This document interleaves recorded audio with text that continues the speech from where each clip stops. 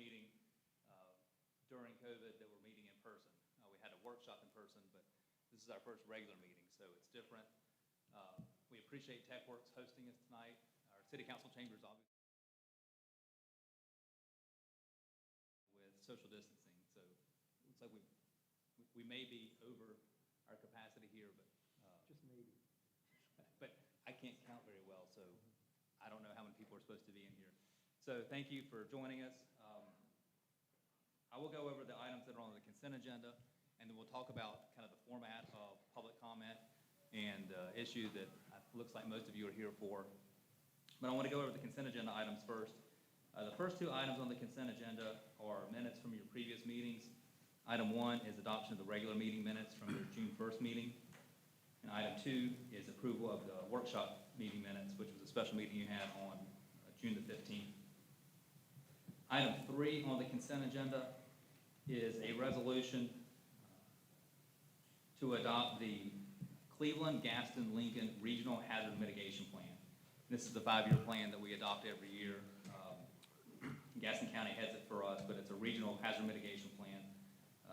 If we adopt the resolution, then we're eligible for federal funding from FEMA and their hazard mitigation grant program, their pre-disaster mitigation and flood mitigation assistance.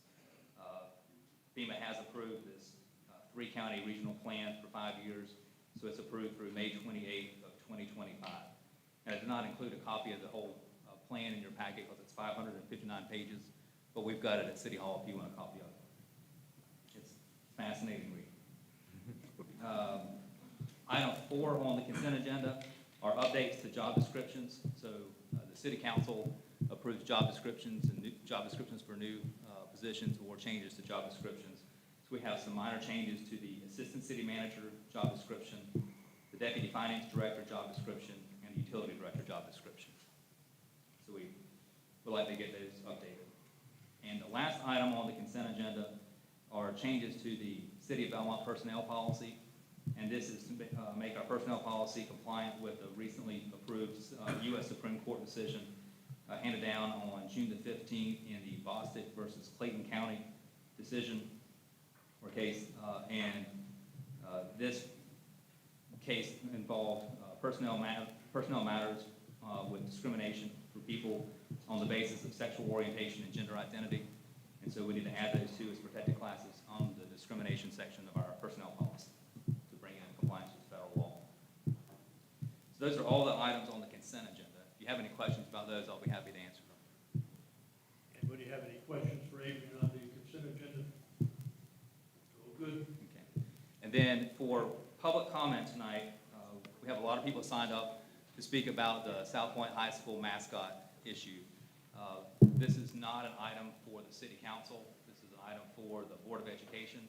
So there's no action on the City Council agenda tonight for that issue. So you're certainly welcome to speak, and everybody will have up to 3 minutes to speak in general on any topic, but certainly this topic. But there's nothing on the agenda tonight. We're not going to sneak anything on the agenda after public comment's over. So there will be no action by the City Council. During public comment, the City Council listens to what the speakers have to say. They don't engage in a back and forth. It's just an opportunity for the public to address the City Council on any matter that they want. So we certainly welcome anybody's comments, and I don't know how many people have signed up to speak, but if we're here for a long time for public comment, we may just ask you not to repeat yourself. So if there's any new information that wants to be shared, we'd ask you to do that. But again, there is no decision for the City Council. There's no role for the City of Belmont in this matter. This is a county school issue. So please understand that, and that's not why this is on the agenda. But we certainly welcome your comments. And I do believe we have 2 people that want to speak from the Bellwood neighborhood on an unrelated matter. So we'd ask that if you would, when we begin public comment, to let them speak first. Yes. And then we'll let everybody else who wants to speak on the South Point High School mascot issue speak. Sounds good. And then you're all welcome to stay and listen to our quasi-judicial hearing about temporary housing in Belmont Abbey and about construction manager at risk, but you're also free to leave after the public comment if you'd like to. But please know, we're not going to take action. We're not going to wait for everybody to leave and then sneak in something. That's just not how we operate. So with that, I will turn it over to you, Mayor. I will call the meeting. Quickly make an announcement. I see there's some people that don't have their masks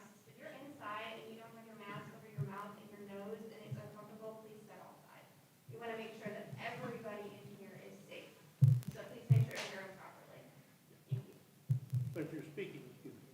If you're speaking, Put it down, yeah. And so for public comment, if you'll come to the podium, there's a microphone on the podium that's wired in, everybody can hear. The microphones in front of the council members are not amplified. They're so that we can live stream this on our YouTube channel. So for council members, if you have questions, we've got these wireless mics that we'll hand so that you can speak both into this for the live streaming for people who can't be here, but also for the people in the audience, and particularly people outside that may not be able to hear if we're just talking without a microphone. Sure. So everybody, please bear with us. This is our first time doing this. This is a whole new setup, so we'll fumble through it together.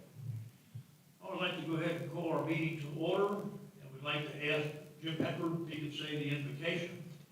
Mark, can you say the prayer for us? Pledge allegiance, rather. Sure. Okay. Jim?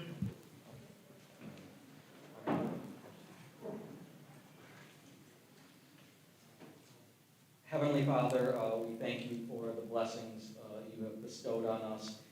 We ask you for your grace and healing during these challenging times, that we may stay safe and healthy. And we pray for those residents of Belmont who have lost their lives recently in several vehicular accidents. And we also pray that we come together and realize that we might have different opinions, but we all love the city, and we want to come together and express those opinions safely and with respect for one another. We ask all these things in your name. Amen. Thank you, Jim. Look at Richard's time. Councilman Turner, I pledge allegiance To the flag of the United States of America, and to the republic for which it stands, one nation, under God, indivisible, with liberty and justice for all. That's the first time we've ever said pledge allegiance to a flag, to a tie, you know. I have a proclamation recognizing July 10th, 2020 as Chronic Disease Day in the city of Belmont. So can you officially call this part of the meeting to order before we do the, Pardon me? will you call the meeting to order before we do? Oh, all right, let's call the meeting to order, okay? Ready? Okay. All right. It's a little different, isn't it, huh? It is different. Yeah. So proclamation is whereas according to the Center for Disease Control and Prevention's National Center for Chronic Disease Prevention and Health Promotion, chronic diseases are defined broadly as conditions that last 1 year or more and require ongoing medical attention or limit activities of daily living or both. And whereas the Chronic Disease Coalition reports that 133 million Americans have one or more chronic diseases. And whereas according to the Partnership to Fight Chronic Disease, by 2025, chronic diseases will affect an estimated 164 million Americans, nearly half, or 49% of the population. Whereas the American Public Health Association reports that 7 out of 10 deaths among Americans each year are from chronic diseases, and whereas according to the National Association of Chronic Disease Directors, 86% of all the nation's healthcare costs are related to chronic diseases. And whereas it is reported by the University of California, UCLA, Los Angeles Health Institute, for people living with chronic disease, the new virus may lead to severe illness and even death because they have compromised immunity from the condition. A chronic disease may lower the body's ability to fight off infection. Treatments, medications used to treat chronic diseases may weaken the immune system. Now therefore, I, Charles Barton, Mayor of Belmont, North Carolina, do hereby proclaim July 10th, 2020 as Chronic Disease Day in Belmont, North Carolina. Encourage all citizens of Belmont, North Carolina to join me in recognizing the strength of these individuals and in making mindful and safe decisions as we recover from this crisis as a country and a state. In witness thereof, I have hereby set my hand and caused the seal of the city of Belmont to be affixed the 6th day of July, 2020. Thank you.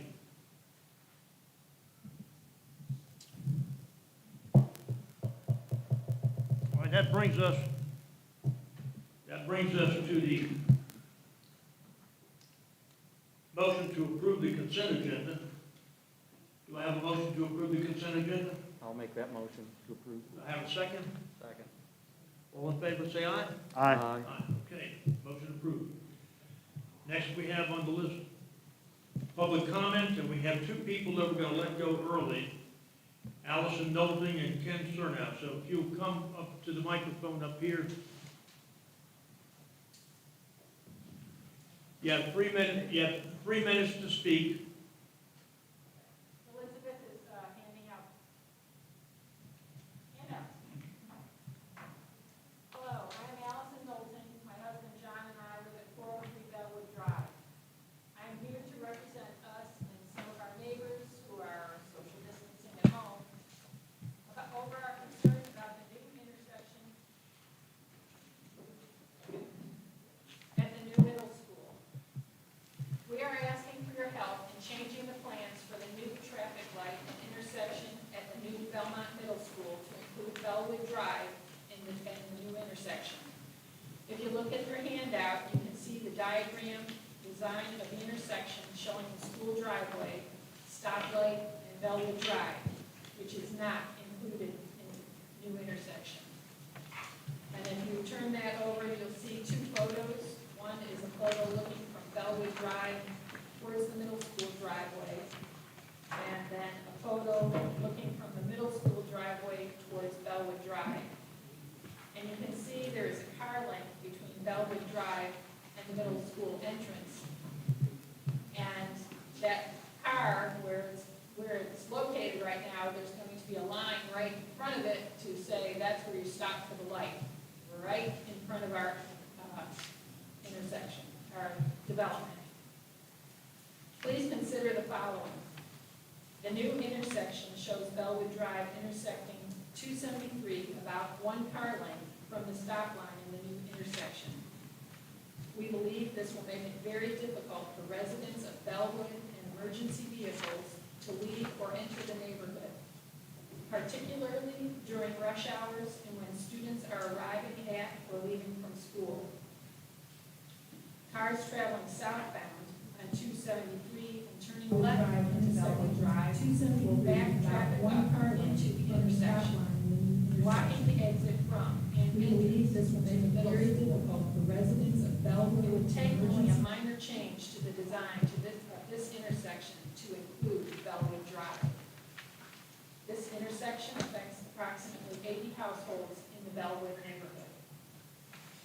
I've already contacted Alex Robinson and Barry Frost, Deputy Division Traffic Engineer, and Jack Brown, other people too, and Jack Brown from the Gaston County Commissioners, and they've all said that they were unable to help. Gaston County Commissioner said it's a Belmont problem. Several letters from my neighbors are attached to the handout, and I would ask that you take time to read them. If you would like, I can provide a PDF of the handouts. In closing, I ask that you please help the residents of Bellwood to get Bellwood Drive included in the new intersection. From Scouts, we always knew when you went someplace, you left it as it was, or in better condition. Okay, thank you for your time. Thank you, Allison. Next person signed up to speak on the Bellwood Drive issue is Ken Cernow. Hi, thank you, and I want to echo Allison's comments as well, and I'll say it's nice to have a meeting where we're actually meeting and not looking at the computer. So that's great. I just want to echo Allison's comments about the intersection. There's also a safety concern we have. I'm a father of a middle schooler as well, and when they get out of school, road safety and looking at what they're going, where they're going is not that. With that intersection there, I'm concerned about the safety of kids coming out, walking, and doing that. Some of the things Allison echoed as well. The backup, if you're heading south on South Point Road, anyone turning left is going to back up the system, back to the light, plus anyone coming north is going to back up egress into the left. So I ask for your guidance, I ask for your help, and any influence you have to kind of guide us to get this problem worked out before it's too late. Growth needs to be smart. Thank you. Thank you.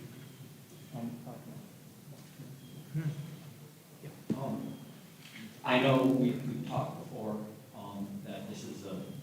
NCDOT issue with the intersection, but I know we've had some emails and whatnot. You know, it might only be our attempt to use influence, but if we could, I'd be interested in at least trying to have the conversations with DOT about this issue, whether they choose to listen or not. You know, it's out of our hands, but I'd at least like to make the effort. So, in the original traffic impact analysis for the middle school, we supported what was requested, and DOT rejected that. So, and it's DOT's road and it's their intersection improvement. So, I would say that if the council is interested in reopening this issue with NCDOT, that we would try to have a meeting with DOT officials, and since it's a state department, probably bring in our state delegation with Senator Harrington, Representative Bumgarner, Representative Torvik, and probably some folks from the county, because Bellwood is outside the city limits, so we wouldn't want to bring in some county commissioners and have a meeting and hopefully have some influence with NCDOT on this. I think the original design made sense, Yeah. and I think we need to revisit that if we can, because I can't see that being problematic. Yes.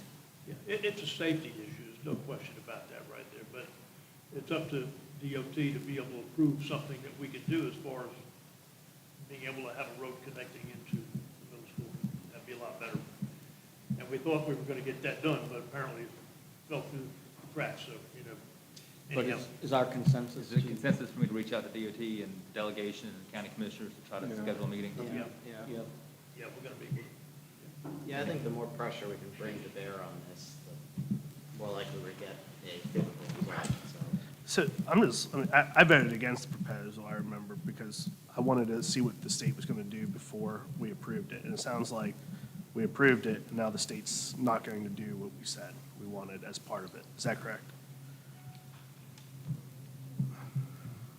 So, if you recall, when we started the process of the middle school, there was authority for us to require traffic impact improvements for the middle school. And during the process of acquiring the property, submitting the plans, applying for the conditional use permit for the middle school, the General Assembly changed the law and said that we cannot require any traffic impact improvements that the city was not willing to pay for. And we clearly don't have enough money to. There was a lot of traffic mitigation recommended by the TIA for the middle school. We didn't have the money to widen South Point Road. We didn't have money to widen several intersections or realign Bellwood. So we couldn't require that.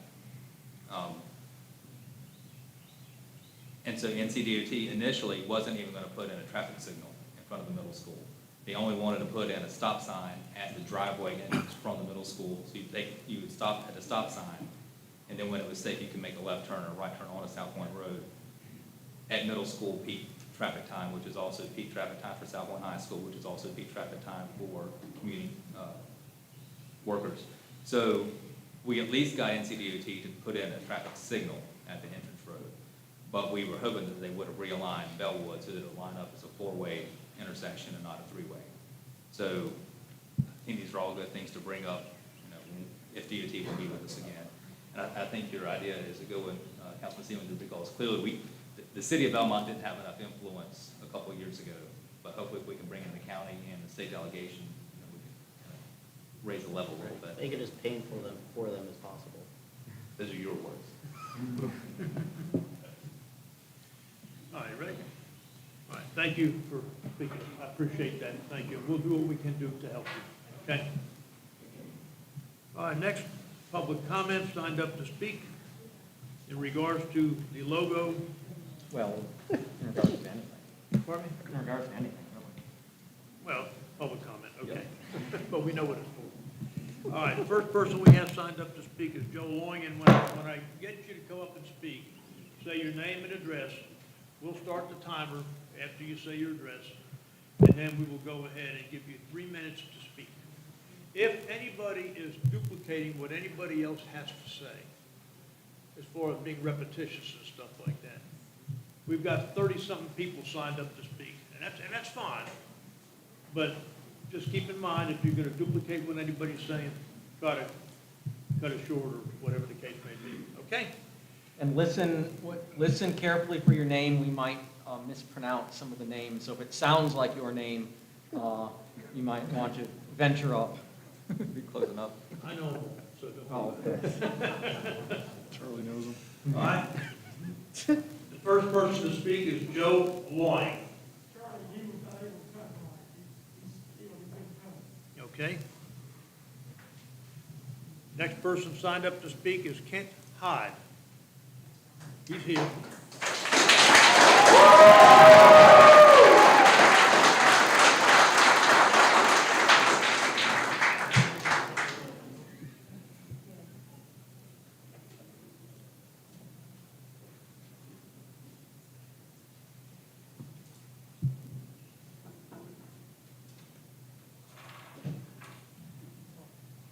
Mr. Mayor, City Council, City Manager, good evening. My name is Kent Hyde. I live at 16 Myrtle Street here in Belmont, and I'm a 1985 graduate of South Point High School. And I now teach at and serve as the school's athletic director.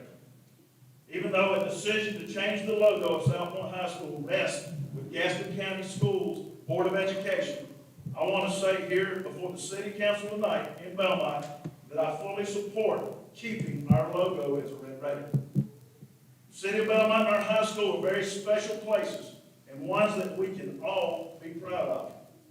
We do not believe that we are better than anyone else or we look down on others. But we do believe that through hard work, discipline, courage, and community, we can rise to life's challenges and overcome the many obstacles before us. On a daily basis, our faculty, staff, and coaches are preparing our young people to enter the world successfully and be productive and responsible citizens. Through many years of military service, I've had the honor and privilege of serving with many outstanding and courageous soldiers, black, white, Asian, Hispanic, and Native American, to include known members of the Choctaw, Pueblo, Cherokee, and Sioux Nations. If I thought anything that we currently do at South Point High School was degrading, demeaning, and dishonor the heritage of these valiant warriors who have served our country honorably, I'd be the first to stop it. Our student athletes at South Point High School are held to a high standard, and that is not always the case, as we see sometimes at other schools. Our coaches consistently emphasize being respectful, giving great effort, working together, being honorable, and taking pride in what you do. Values that I believe Native Americans uphold. These ethos we learned from those that went before us, our teachers, our coaches, and generations of blue-collar cotton mill workers that this community was founded on. Being a Red Raider is special and not a designation that we take lightly. We honor and cherish it, and it is a source of community pride. Even if you are not from Belmont, nor graduated from our school, as long as you're willing to come and work hard and be respectful and put others before yourself, we welcome you into our community and you can become a Red Raider. Educate, not eradicate. Thank you for your time and for your services, counsel to the citizens of our great community.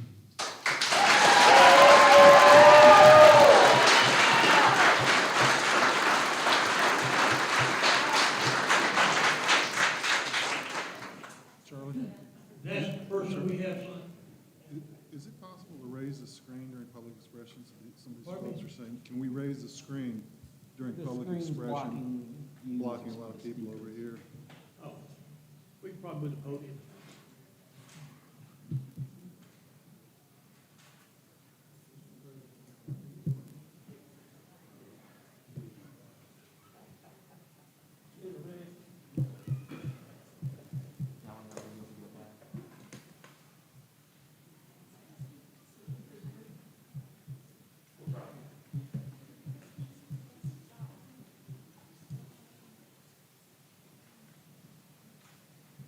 Sorry, I didn't mean to bring us to a halt. I thought you just flipped a switch. I pressed every button they had.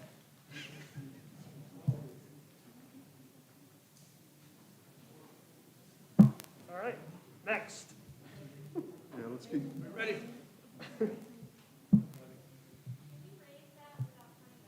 Yep.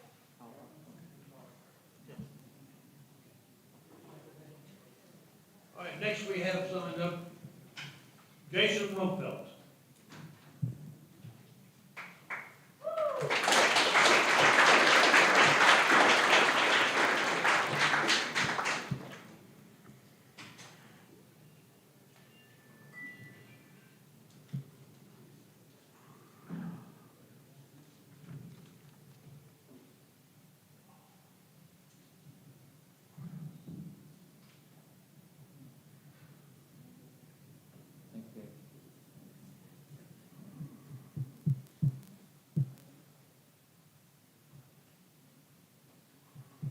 Good evening. I'm Jason Rumfeld. I live at 4502 Brentwood Drive. I'm South Point, class of 1990, former student athlete. So I think it's safe to say that the proverbial hornet's nest has been stirred. Who would have ever thought that the instigator for this would be someone who resides a mere 600 miles away? I apologize to the council that you haven't taken important time out of your scheduled meeting tonight to discuss school mascots. I mean, aren't there more important things that we need to be focusing our time on, like looking after our citizens and businesses, coronavirus, and even T3 schools in Philadelphia? But no, we're here talking about school mascots. School mascots. I feel like Alan Iverson. We're not talking about practice, we're talking about school mascots. But make no mistake, this is not about mascots. This is about a cancel culture and a radical agenda to silence anyone who disagrees with their views.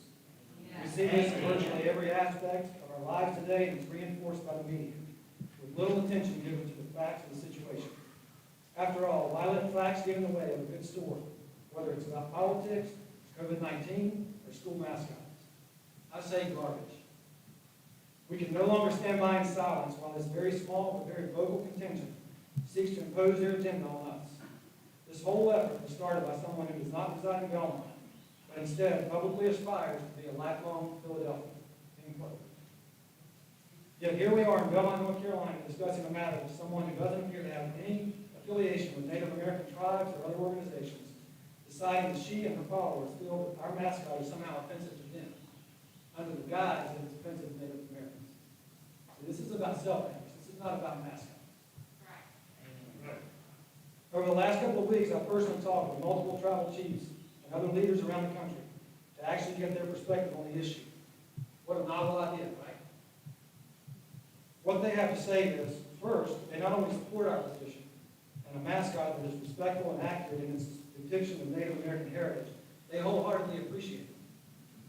Because much like the symbols of our history that are sought to be removed right now, Native Americans overwhelmingly feel that this push to eradicate all things Indian will eventually erase their heritage and their culture from American history.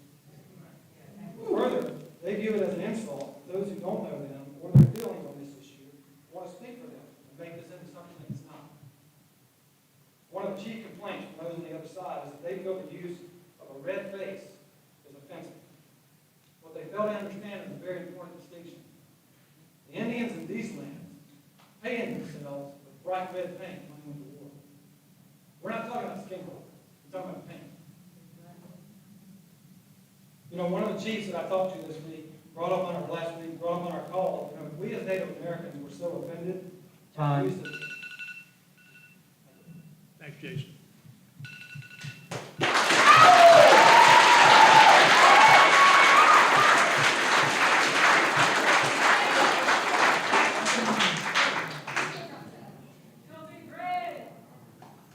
The next person signed up to speak is Steve Barkley.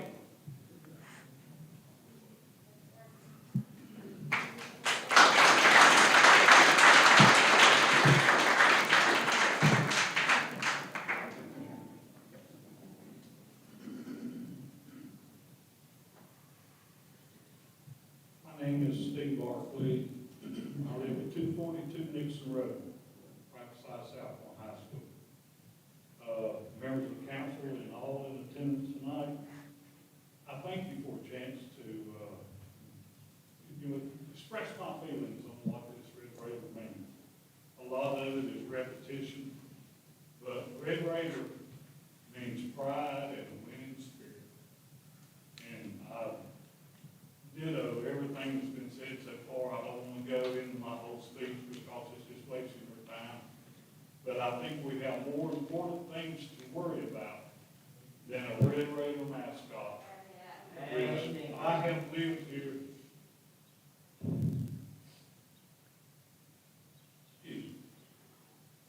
I've lived in Belmont 72 years. And I'm proud of it. Go Raiders.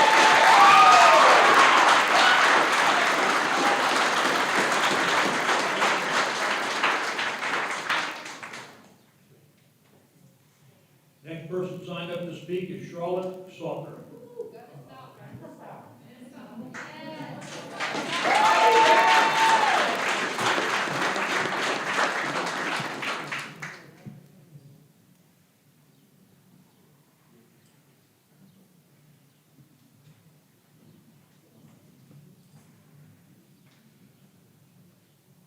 Hello, my name is Charlotte Saltner. I live in Gaston, but I taught and coached in Belmont for 39 years. The last 10 years being at South Point High School. I am a Red Raider. When I say that, I say it with honor. I'm saying that's who I am. I am identifying with them. I certainly would not identify with something I disrespected. When you call me and leave a message on my phone, you will hear, this is Charlotte, Carolina Tar Heel, and South Point Red Raider fan. And at the end, you will hear, go Red Raiders. We can be offended by anything if we look around. We have become, as a former teacher at South Point said to me, the United States of the offended. Well, quite frankly, I'm tired of it. I did some research online and found an article about the Saginaw Chippewa Indians, who are the mascot for Central Michigan University. Their public relations director made these comments, which I think apply to this situation. He said, every year I go in and address every freshman athlete about our culture and what it means to be Chippewa, about the proud, competitive nature of our people. We explain it's not about war paint and fake feathers. Instead, it's about honoring the triumph of these resilient, competitive people. When they go out there and compete, they're Chippewas, and they're fighting like a Chippewa, fighting to win. Just like when a Red Raider goes on their field of play, he or she is fighting to win like a Red Raider. When asked about states that have already banned all native imagery from their high schools, he answered, I think we missed an opportunity for cultural exchange and education. So perhaps this is our teachable moment, our opportunity to expand our knowledge of the Native Americans of this area. We need to do better to educate our scholar athletes and our fans about the culture of the Native Americans so that our image would evoke spirit and competition in a way that celebrates their culture. So, instead of erasing history, let's expand our knowledge of history. I'm a Red Raider, and I'm proud of it. You can ask anybody. My car tag says, UNC and SB, #1. No, you know I'm a Red Raider, it's on my car tag. I taught history at South Point, and I need to learn more. So let's turn this into a positive for South Point because we are the South Point Red Raiders. Thank you.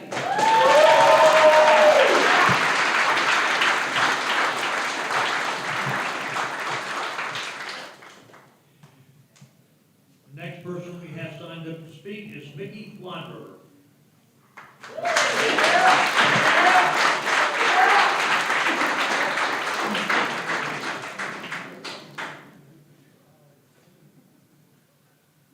I'm Mickey Longberg, and I live at 103 James Drive in Belmont.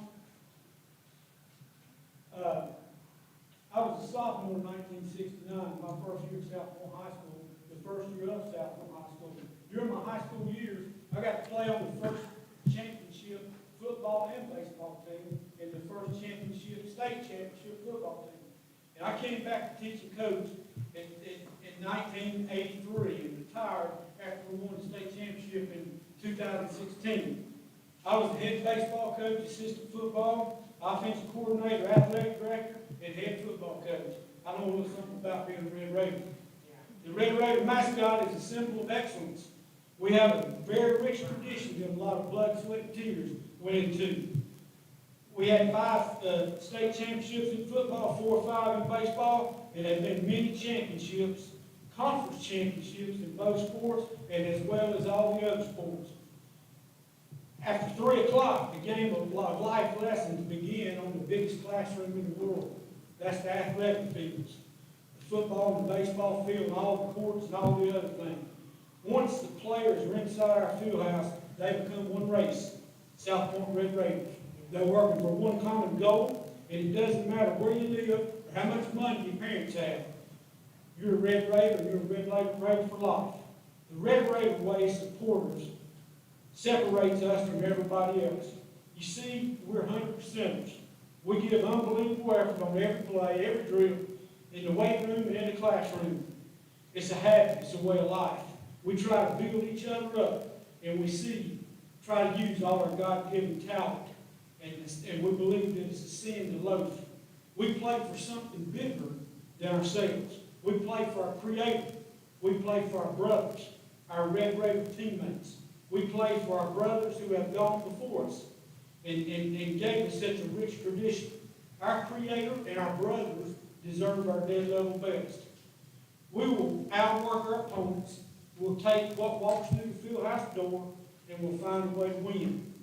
We'll chase perfection and catch excellence. The Red Raider head is the envy of schools all over the state, all over North Carolina, South Carolina, Tennessee, Virginia, and Georgia. They flock to South Point High School to sit down with coaches and figure out what the Red Raider way is. We've had many Native Americans over the years that are proud to be a Red Raider. The Raider head is a symbol of pride, sacrifice, and excellence. In the Red Raider Nation, we're all one race, South Point Red Raiders. We all have Red Raider blood running through our veins. We love each other. Trying to tear down a great symbol of pride and accomplishment makes no sense. What this world needs is a lot more people showing God.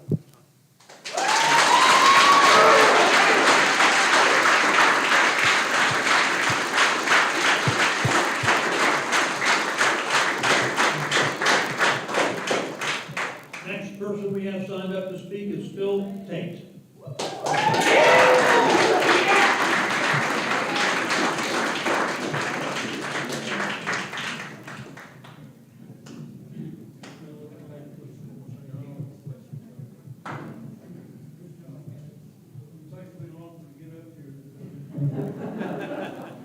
First thing I'd like to say is, there's nothing blue over there. Thank you. Go on. Thank you for what you do.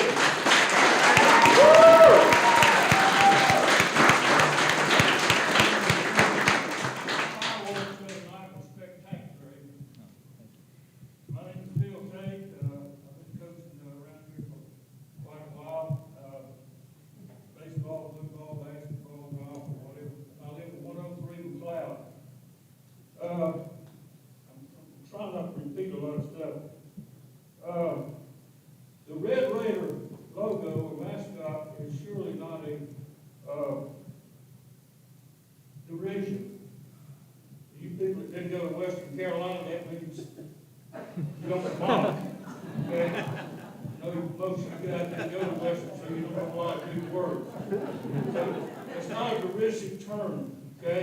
It's surely not to me, because I've been a Red Raider since I was 12 years old, and that's 64 years ago. The Red Raider logo came from Gerald Porter, our principal in 1969, and back in the 50s when I was in high school, Coach Big. But he got it from Ev Gant came back from somewhere in the Midwest, and he told Mr. Porter, sort of, you know, a cardinal is not a very formidable mascot, a cardinal bird. So he said, well, let's name them the Red Raiders. We've been the Red Raiders ever since. Come to Big Staff to tell you how long it's been. And one other thing is I can't see it here because there's no light. Our current head coach is Adam Lodge. And he's got Native American blood in his system. I love him like a son. He is a great, great man, a great individual. Smart as a whip. He's almost as smart as I am. Any high school, college, pro team, or whatever, always wants a mascot that is formidable, that has a reputation, and that's where the Red Raider thing comes from.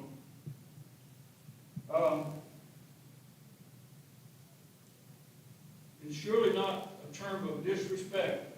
It's just the opposite. It's a term of very much respectful toward a heritage of people that were here long before we were here. Now, again, I'm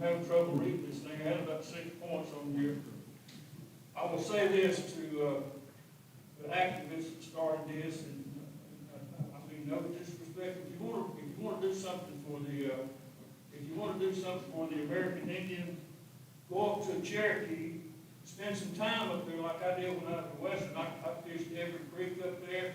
I would run into people my age that were so nice. Caught a lot of trout up there. I'd like to go to Bingo Falls tomorrow if I could. But the reservation up there is a place of great people.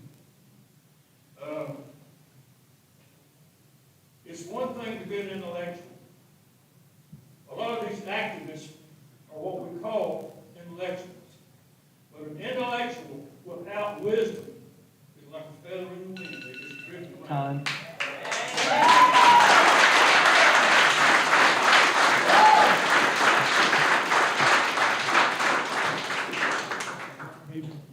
Want to give Charlie the mic?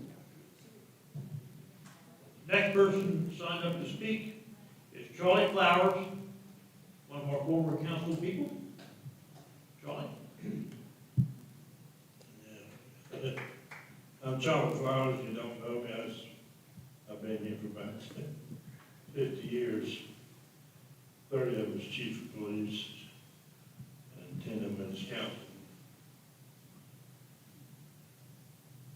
My grandmother told me she's a wise woman, because she come off the reservation.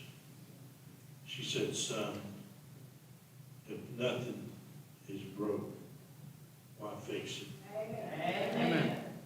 There's nothing broke about South Point, and never has been. If there's ever done anything that was against any Native American tribe, I don't know about it. I've been the first to jump on it.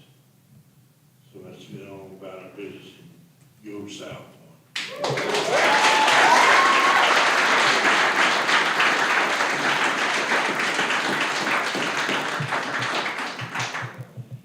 Next person signed up to speak is Adam Hodge.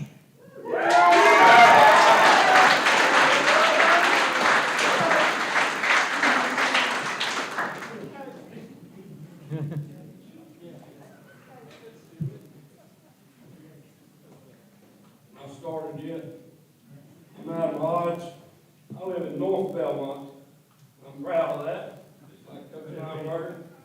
And I'm a football coach. I ain't no politician. I mean, you guys, hats off to you. Y'all have at it. I ain't no politician. I'm a football coach. And I got in this business for one reason. Because I want to take young men and make good husbands and good fathers out of them. The only reason I do this is for them boys right there. That's it. The only reason I do it. And if I thought for a minute that changing a mascot at a high school would help them young men, we'd change it tomorrow. But it's not going to change anything for those young men. Changing a mascot, that's not going to help Omari Hunt, it's not going to help Lucario Brandon, or Jacob Patterson, or anybody else on my football team. It's not going to help them one bit. It also ain't going to help my cousins up in Cherokee, North Carolina. It's not going to help them. You want to help those people? Do something that really helps them. Go up there and help them, and volunteer your time, and do something for those people. That would help them. Now, some people say, well, Coach, it's not about, this, that, or the other. It's a symbol of hate. It's a symbol of division. Let me tell you something. The Red Raider ain't a symbol of division. The Red Raider is what brings Joe Brown and Adam Hodge together. That's what the Red Raider is. The Red Raider is what brings Jeff Williams and David McKinney together. The Red Raider is what brings all the different guys from all the years, the proud, rich tradition that we have. They were brought together for one thing, and that's to be the South Point Red Raiders.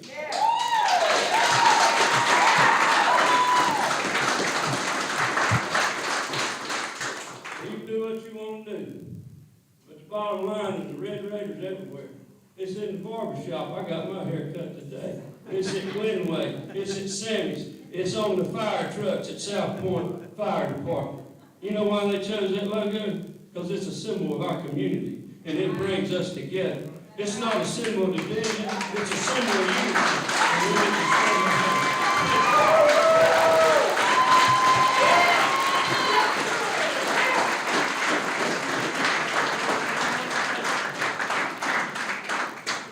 The next person person we have signed up to speak is Jim Pogue.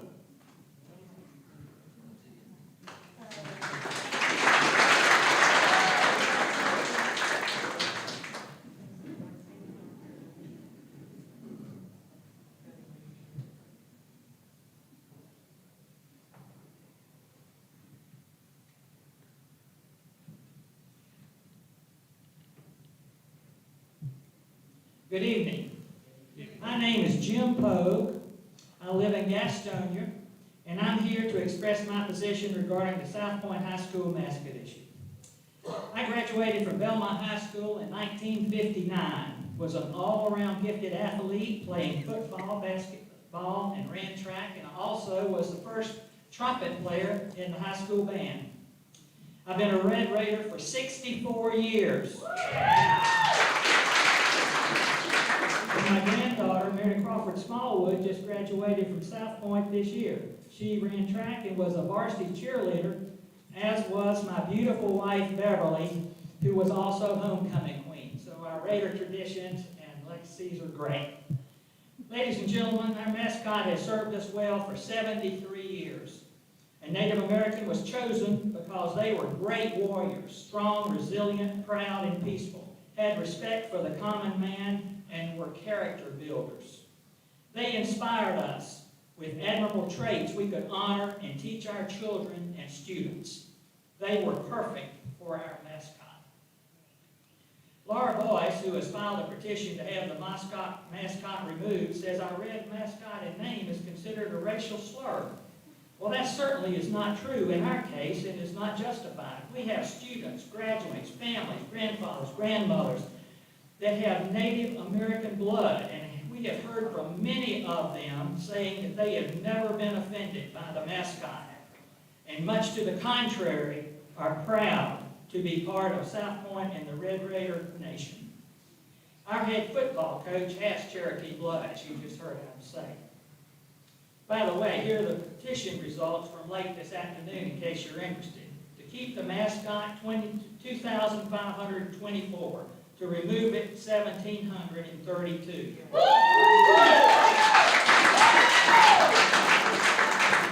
Obviously, a big majority to keep it. The movement Ms. Boyce and her constituents has brought to our town and community is completely unnecessary and unwanted.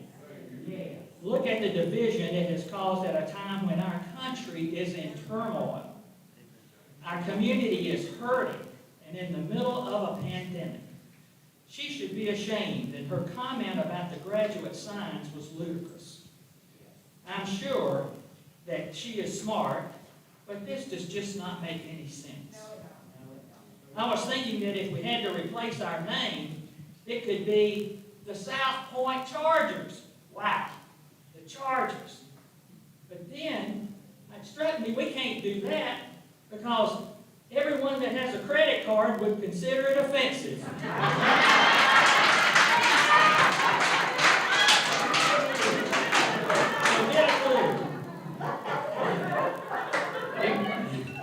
If Ms. Boyce wanted to bring peace to this community, John.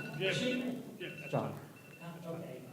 Our mascot for 73 years has given us a wonderful lesson that it must continue.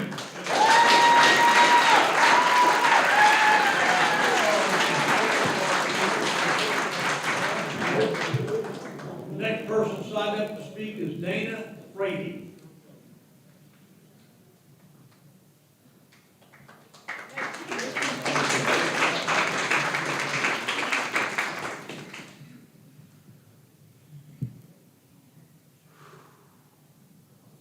My name is Dana Frady, and I live in North Belmont. Mayor Martin, City Council members, I am coming today to show support of retiring the South Point mascot. And I expect respect, please. I want to be very clear, I'm not anti-South Point.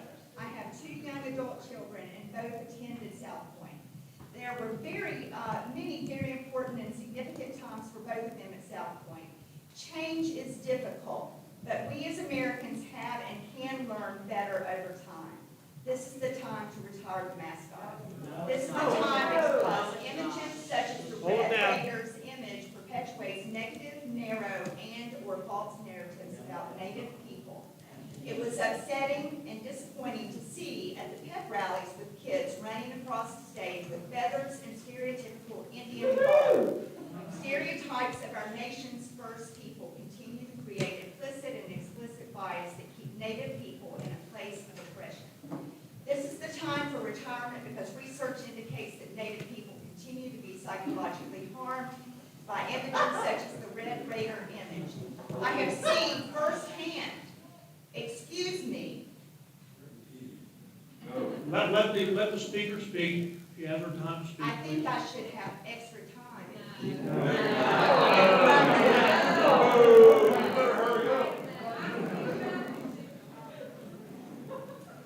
As the director of the Guardian Ad Litem program in Mecklenburg County and have worked firsthand with the North Carolina Indian Child Welfare Coalition, that stereotypes significantly impact Native children. This is the time because we are talking about education of young people. Let's not erase history. The South Point mascot has no tribal affiliation or approval. Choosing a racial group because of a person's race would be like choosing black people because they can jump higher.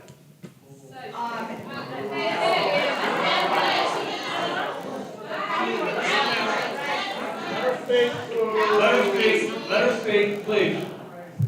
How can we teach our young people our true history of our nation's history and the continued effects of historical, institutional, and systemic racism when the school's mascot continues the racial stereotypes that keep the Native people in oppression?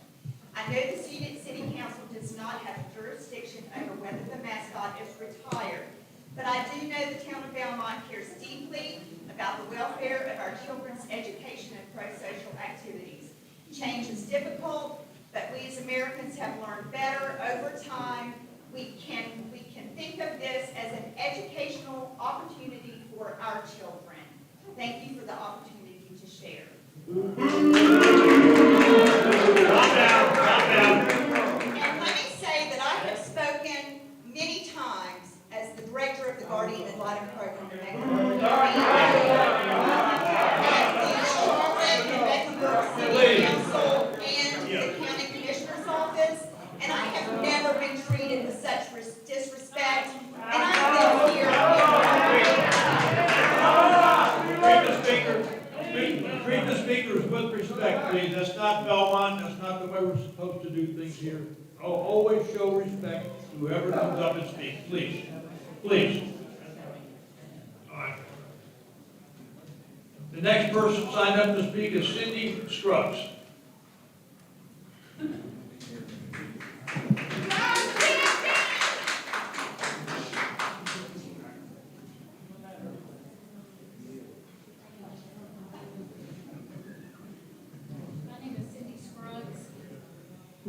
Mount Holly, but I am the parent of 4 South Point High School graduates.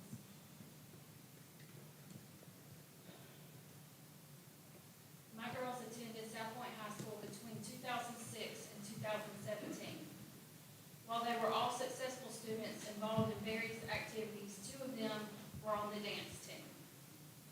It was horrific to watch as they built teepees, dressed in stereotypical costumes, and even invented rain dances. They knew nothing about the actual culture, costumes, or practices.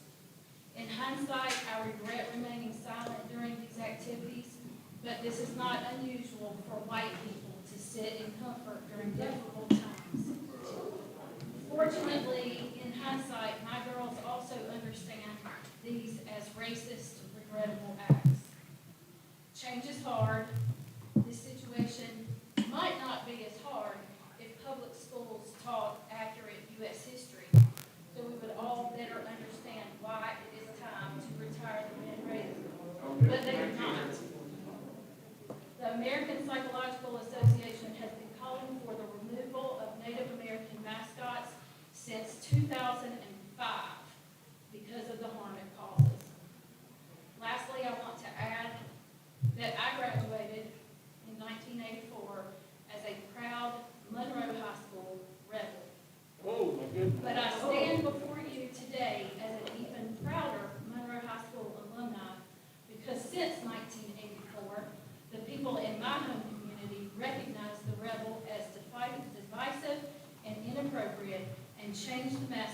to avert the red bar. Calm down, let her speak. Let her speak, please. Because when people know better, they do better. Is that right? Let me just say, regardless of what person's side they're on, whether it's pro or con as far as removing the logo, it's understandable to be upset sometimes, but you have to show respect to the speaker. That's the only proper way to do things. Give them the benefit of the doubt. All have 3 minutes to speak, whether for or against, but please show respect. That's all we can say, please. Thank you. The next person signed up to speak is Leanna London.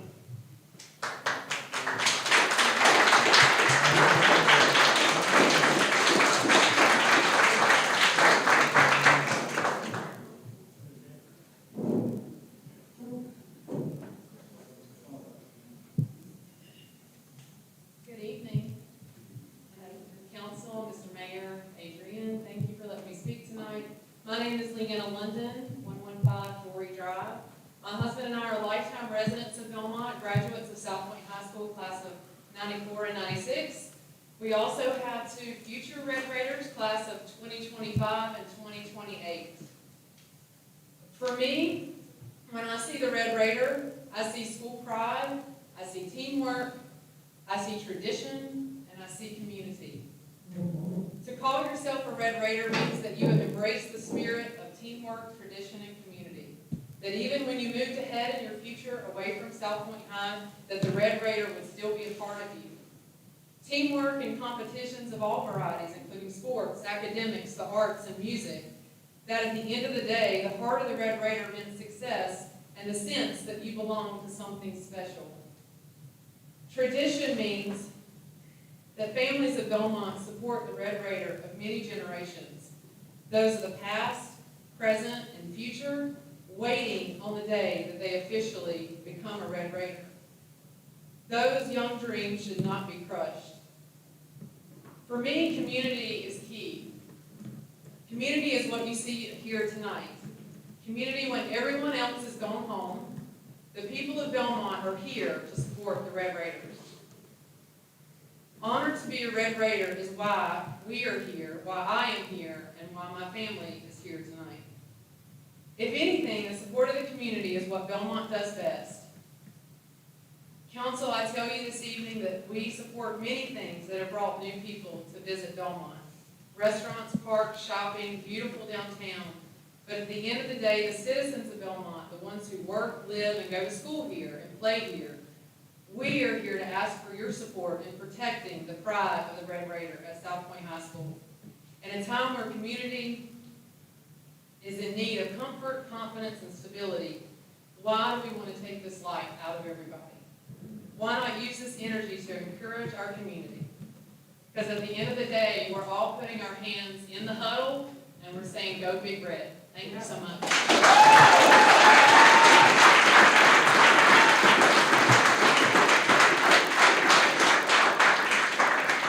Next person signed to speak is Courtney Williams.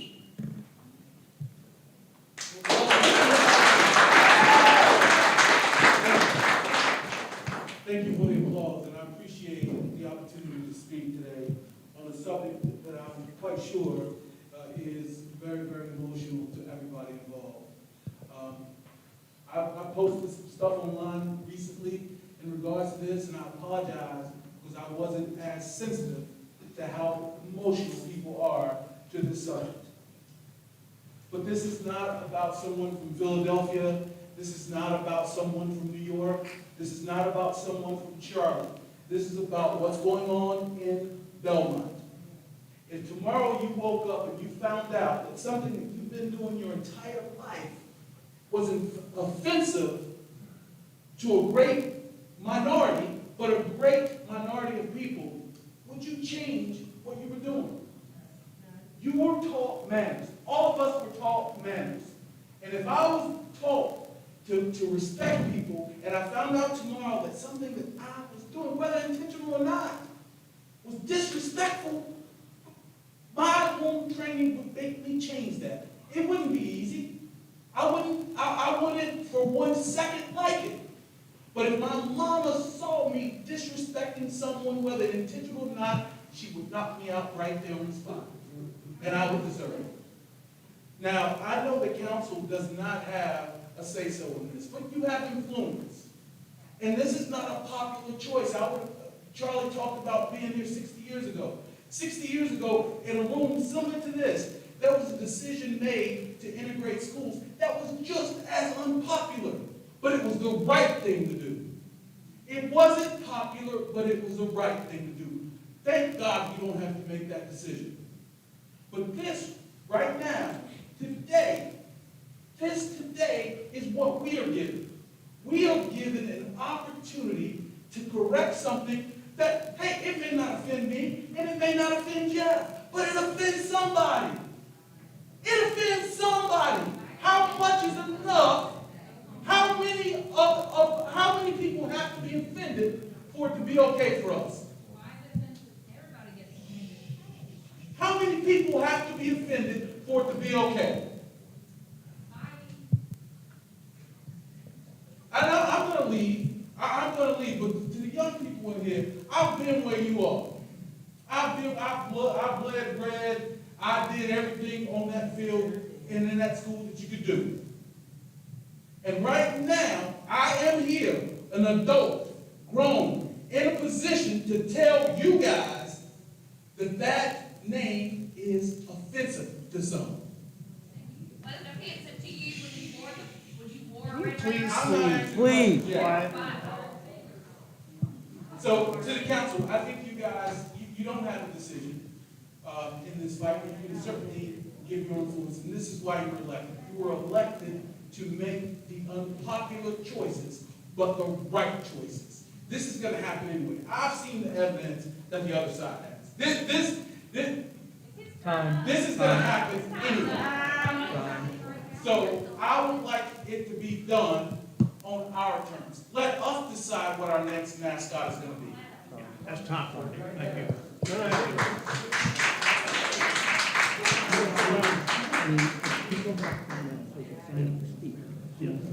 I know. Next person we have signed up to speak is Richard Boyce.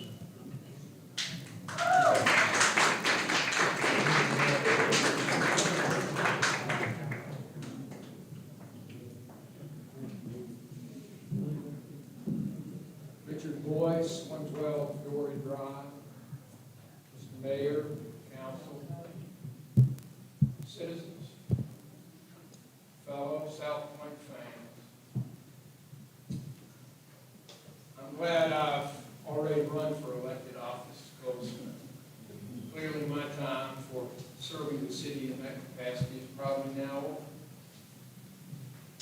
I hope, though, I hope and pray that whatever you may say about me and my family, you will never claim that we disrespect South Point High School, and particularly the coaching staff and players at South Point High School.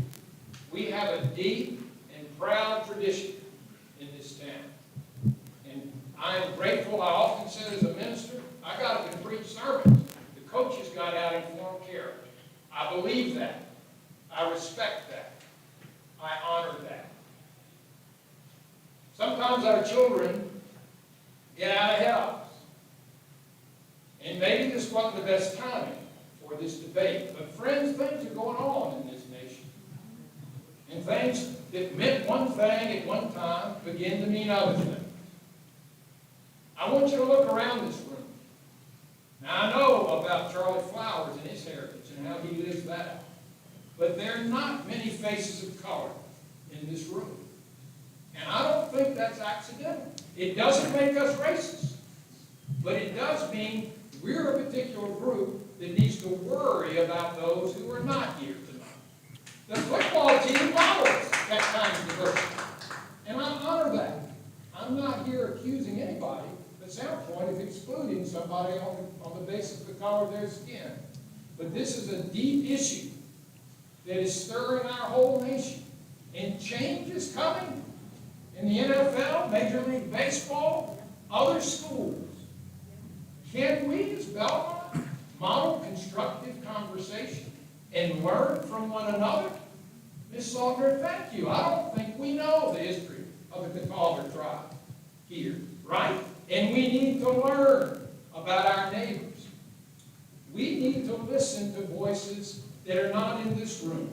And I would just urge the council, and I would urge my fellow citizens to be willing to be educated, so that all the values of South Point High School that we treasure so deeply are open to all our citizens.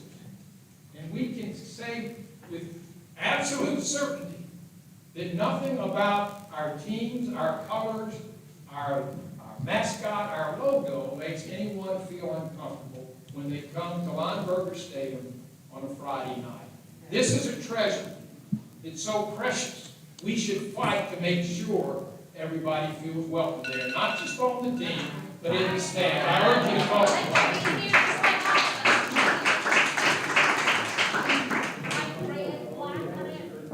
Next person signed up to speak is David McKinney.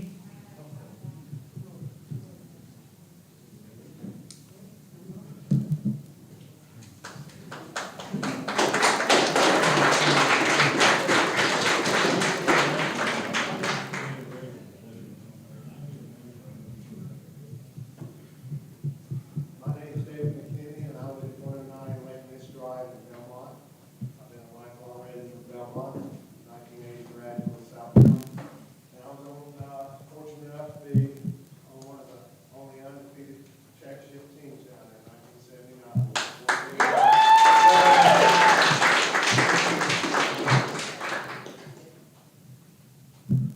When we were out there on the field, we didn't see black and white.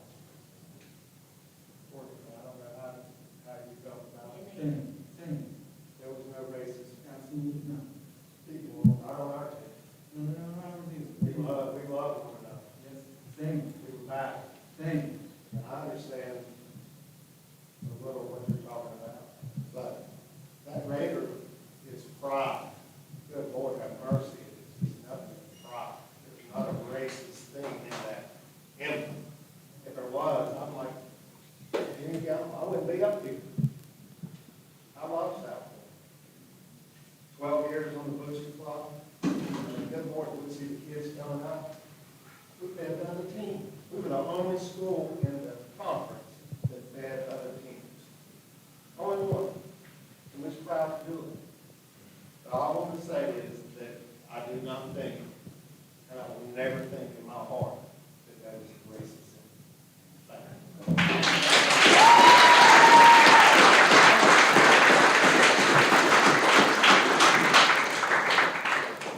Next person signed up to speak is Joe Shepherd.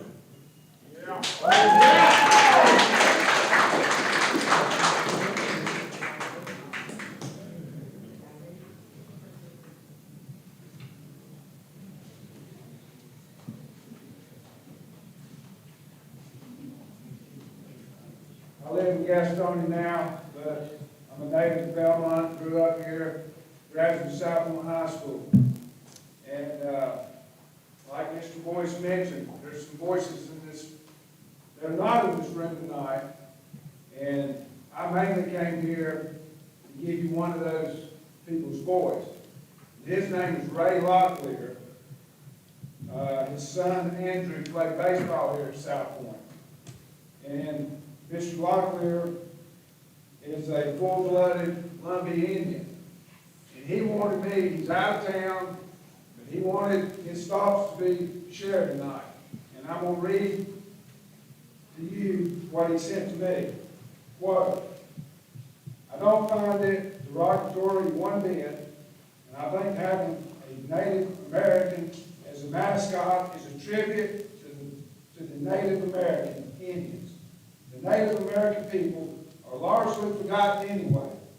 Just look around at the reservations they live on. It's a crying shame.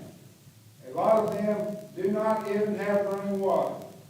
Go down to Robeson County, drive around about an hour, and you will see exactly what I'm talking about here in North Carolina.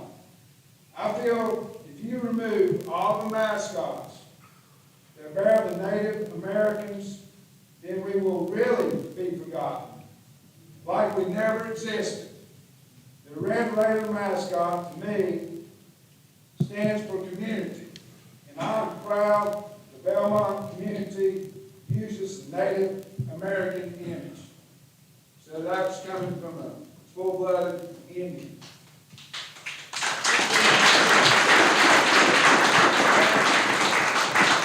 Mr. Grunfeld over there, who ran out of time since, and I thought a little bit in, and he meant to say that it's very important, and I agree. Like, the council said there's going to be no decision tonight. We know that the council will likely not take any action on this issue tonight. But in case you do decide to move forward with the resolution, for the record, we want to request a resolution that the school be allowed to keep their current mascot. We thank you for hearing us tonight, and like I said, not necessarily a decision, but I think you can rend a resolution from the city of Belmont, the Gaston County School Board, or whoever. Thank you.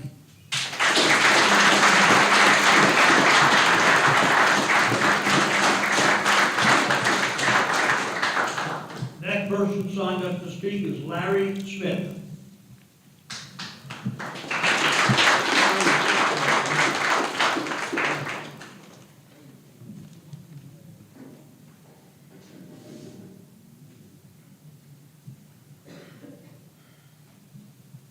I know a lot of y'all don't know me, but if you look around Belmont, you'll see, our streets are signs all over. I support Belmont. I support the senior citizens of Belmont. I support the Red Raiders, always have. My wife and I, we graduated together, boyfriend, girlfriend, we got married September, right after we graduated, at 19. Been married 54 years now. My son and daughter, they graduated South Point. Three of my grandkids, they graduated South Point. So South Point is part of our life. I support the school, I support Red Raiders. I give to the school when they have something, I have my banner on the fence every year. And it's just part of our inheritance, and it'd be wrong to take it away from us. We work hard for it. I'm not as smart as some of these guys here, but I work hard. And I do support everything that Belmont does. Thank you.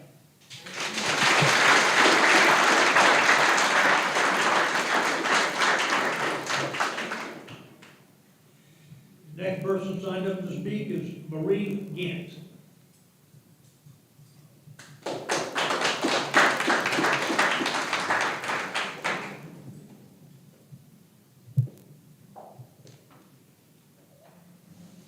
My name is Marie Gant. I live on Kirkland Road in Gastonia. I'm the mother of a 2001 graduate of South Point High School and 2006 graduate of South Point High School. I am half Cherokee Indian. This is my mother and father. My mother was 3/4 Cherokee Indian. And I would like for y'all to know that I take pride in that Red Raider emblem.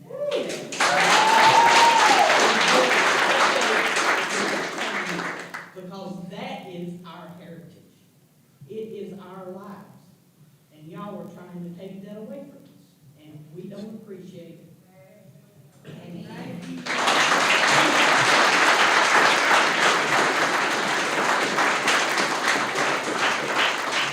Next person signed up to speak is Todd Kinwall.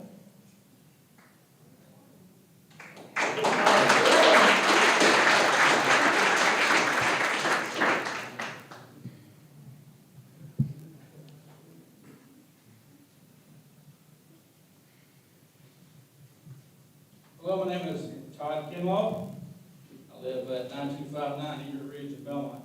I'm a 1987 graduate of South Point High School. Growing up in the community of New Hope, I was on the outskirts of Belmont. They changed the lines in my 7th grade year, and I was supposed to go to another school, went from middle school, well, it was junior high then, and another school for high school. But I got the choice. I chose to come to South Point. And the reason I came to South Point is, for one, I wanted to be a part of a small community that worked hard. Red Raiders, and you've already heard it, and I'm going to reiterate it, is a sign of pride, dignity, and inclusiveness. I chose to be a part of all that. because of the folks that were there, the teachers, the coaches, the community. I chose to go to South Point and not somewhere else. I could have gone to another school, I could have affiliated with another Mascot. But I chose South Point High School for those reasons. I didn't choose it because I wanted to be a racist, or I wanted to offend people. I chose it because of what the community stands for and the inclusiveness in the school.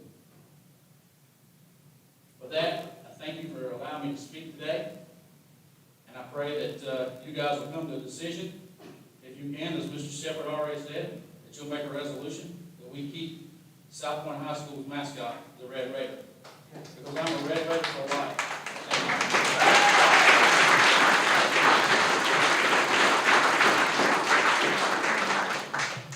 Next person signed up to speak is Trina Rumpelt. Okay. Cross the name off the list. Picked up 3 minutes. Next person to sign up to speak is Jim Biggerstaff.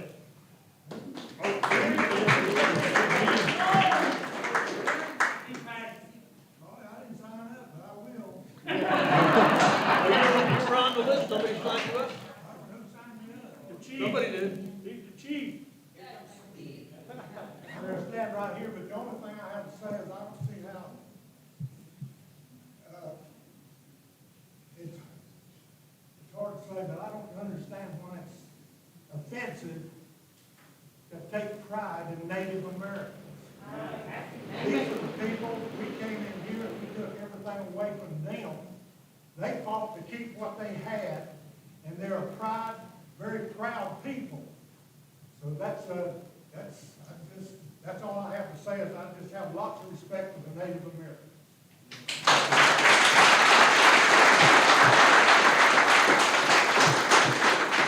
Next person signed up to speak is Jacob Humphrey.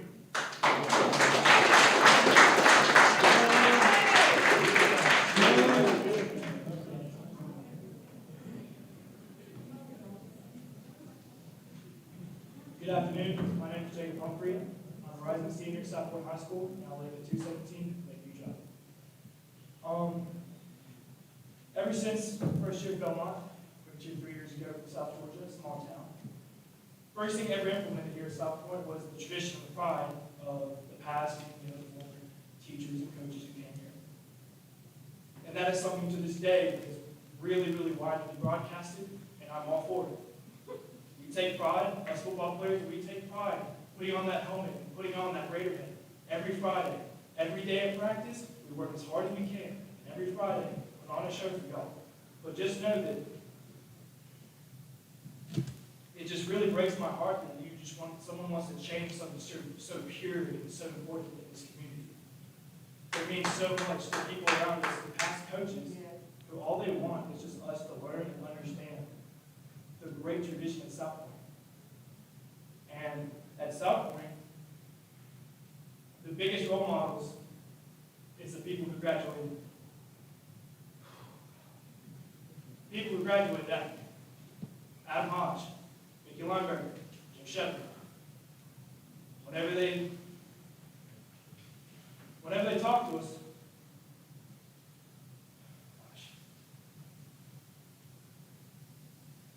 they talk to us all about love. Love and faith. And they teach us that every day. And they teach us how much that we can appreciate this community, this high school. And in no way, shape, or form, in a student's perspective, has anyone at South Point High School been disrespectful to the Cherokee Indians. It just really hurts, and it fire going inside me. Golly. That they can change. They just want to change something so pure. And taking away, if you want to change the mascot, later in the future, the little kids who play Pee-wee and grow up to be Red Raiders, you're taking that away from them. You're taking away something they want their whole entire lives. They're going to grow up for it. They're going to play Pee-wee football with their friends and make great relationships that they'll never forget. And they'll come back to South Point with their families and show them what they accomplished, how much they appreciate and how much they care about this community. Thank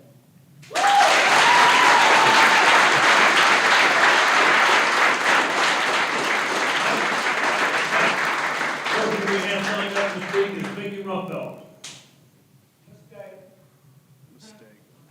cross them off.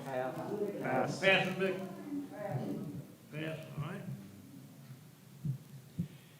Now, there's two Rosses that we have, William Ross, and it looks like, can't read the handwriting on it, Eugene Ross. Who's the Rosses that are here? Are they still here, the Rosses? I guess not. All right. Next person we have is Roshini Amarasinj. Are they here?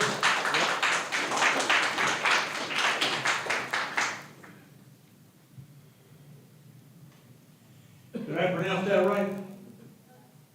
Close enough? It's Roshini Amarasinha. Okay. Yeah.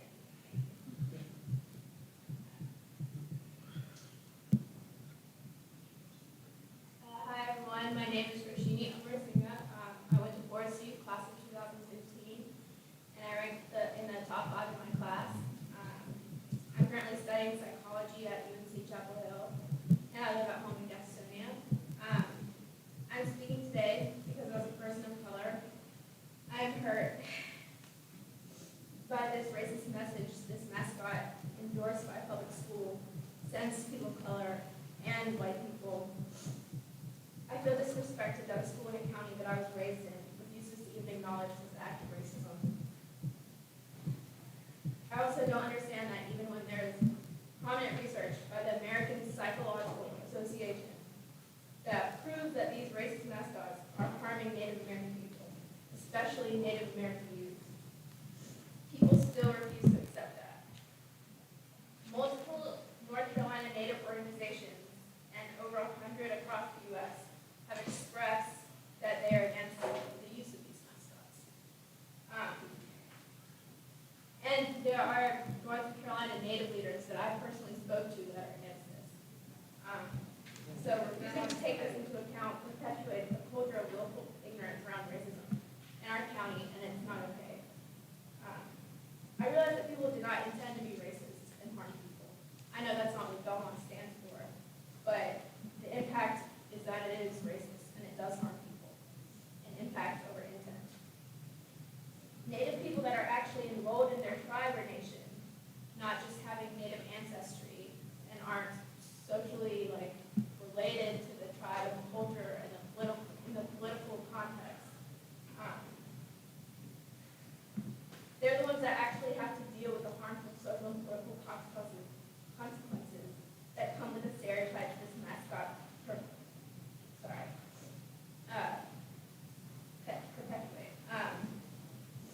Native organizations, including ones in our state, have said that it harms them and in no way honors them. In terms of South Point people, there are videos of students and express support from teachers at South Point who want to remove the mascot. I see that many people don't want to go, they don't want to remove the mascot because they don't want to let go of their school pride by removing it. But why does changing the mascot get rid of that pride? It doesn't change the amazing achievements of the students and the sports teams, football, baseball, all the teams. It doesn't change that. Why can't people also take pride in fighting racism and promoting equality by doing this? I think that admitting your issues and fixing them shows true spirit and character. So I hope a change in this mascot will start conversations and education about true Native culture, not the one that we hear at Thanksgiving, their culture and history. Thank you.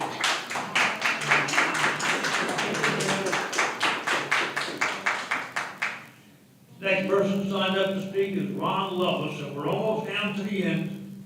Ron Lovelace signed up. Is he here? He's coming. Here he comes. There he goes. All right. Go.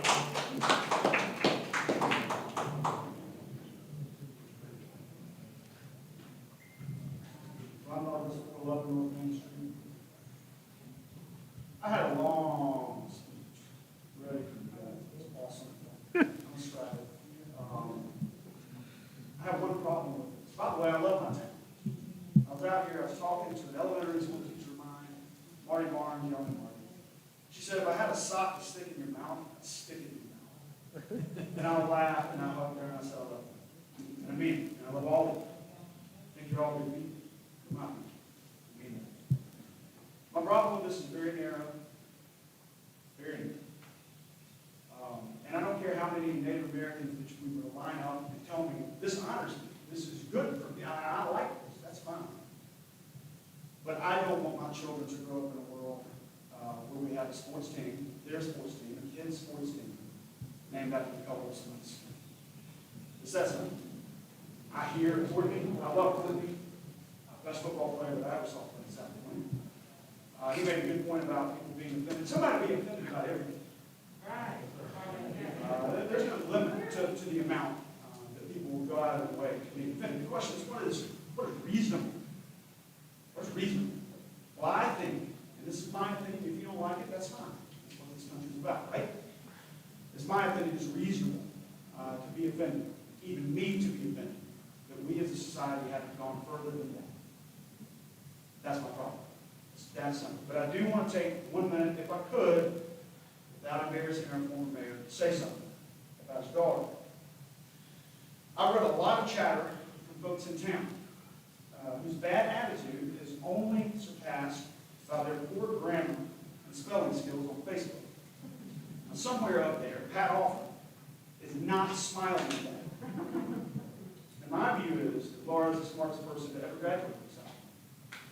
If any of you ever engage with her in a meaningful way, if you ever engage with her in a meaningful way, she would bend you into a pretzel and wouldn't break a sweat doing it.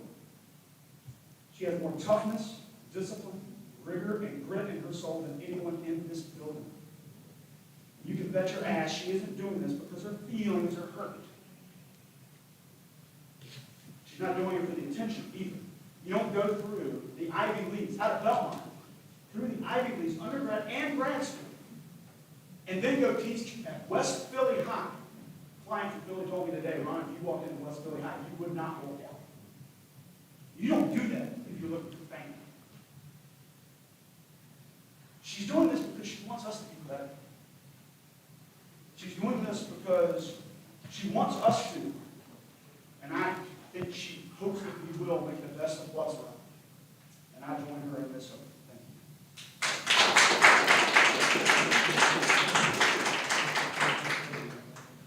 Are Henry and Beth Howe here? I've got it ready. What are you gonna? Okay. Everyone signed up.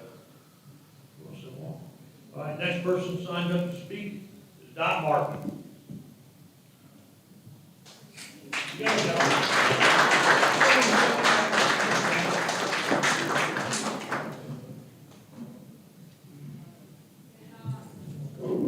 My name is Doc Martin. I live at 113 North Central Avenue.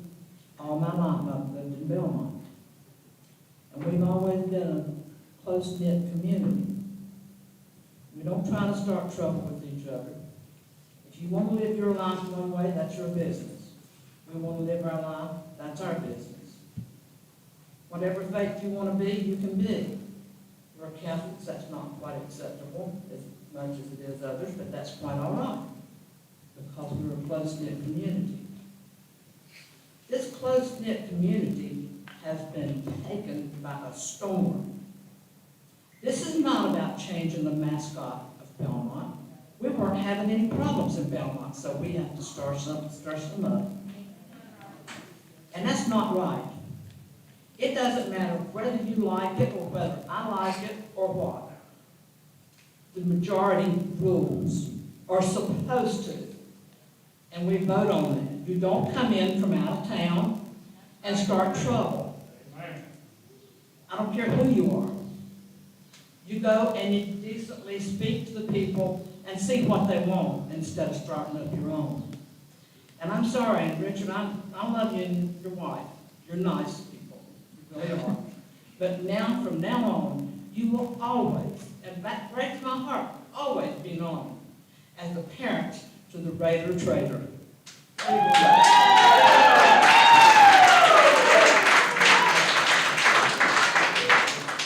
We are not traitors to our community.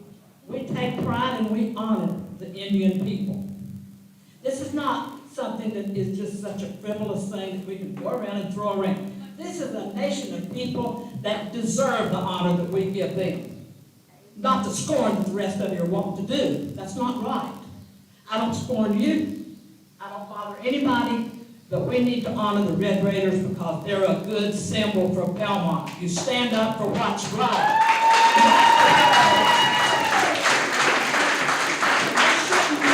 We shouldn't let this happen. We shouldn't let this happen all over the United States. And it's time for people to stand up, not just of one color, but of all colors, and stop this mess.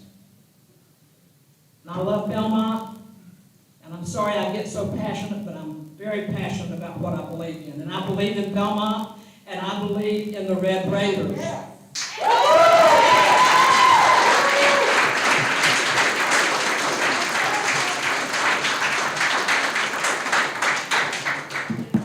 That concludes our public comment for tonight. Maybe we should take a brief recess and before we move to the next. It might not be a bad idea to do that. Take a couple of minutes to use the head call or whatever the case may be. Okay. Moving on to the next. Yeah. Just take about a minute or two. So again, there is no action to be taken by the city council. We'll prepare for the next item.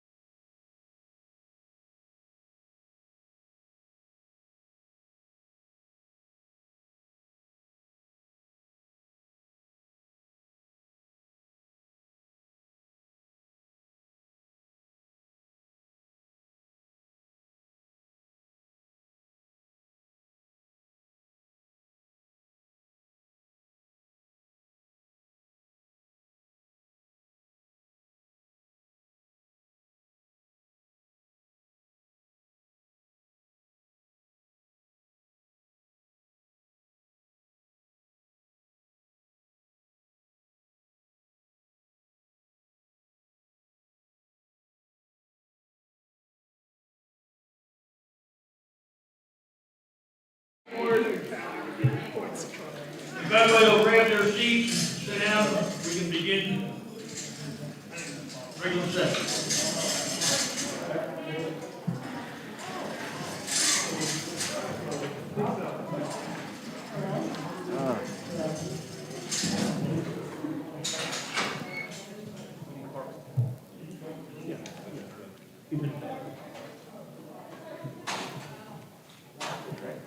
Yep.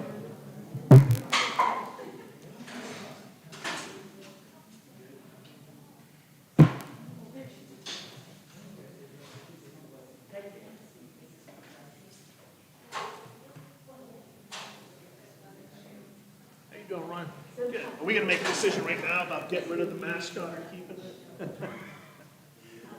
Did you not hear anything I said? Oh, it's time for the special use permit. Wait for the court rules.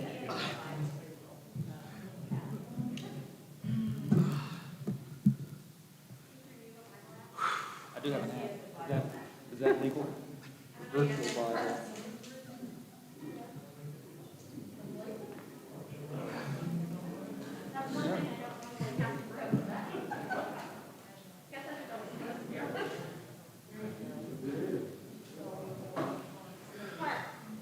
Can we use a Bible app?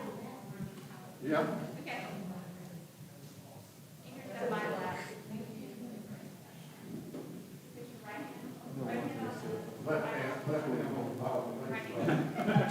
Yes. You guys have a Bible? Bible. It's going on my phone. Ready? I don't All think right, next item on the agenda is the Belmont Abbey temporary student housing. We're going to conduct a public hearing to consider the special use permit for this, to allow temporary housing to accommodate 132 students for the fall semester until permanent student housing currently under construction receives its certificate of occupancy. So we'll turn it over to Mark Wilson. Get a motion to go into public hearing. Do I have a motion to go into public hearing? I mean, Got a motion? Second? Second. All in favor, say aye. Aye. We're in public hearing. Okay, council, I know you've become familiar with this quasi-judicial process. We've been over several of these now, and for the audience, this is a special type of proceeding that is not legislative as our normal rezonings are. It's a quasi-judicial that'll look a little more like something you'd see in a courtroom. It'd be, we're going to have parties, we're going to have witnesses, we're going to have cross-examination, we got to have closing statements, and then the council serves as judge and jury, and they have required findings that they have to make. There'll be 3, and once those findings, if they're affirmative, then they can move to the question of whether or not they grant the special use permit. This is an action by the college for temporary housing that'll extend to some point in the fall. They're represented by Mr. Rich Hoagland in the audience here, and he'll serve as their counsel.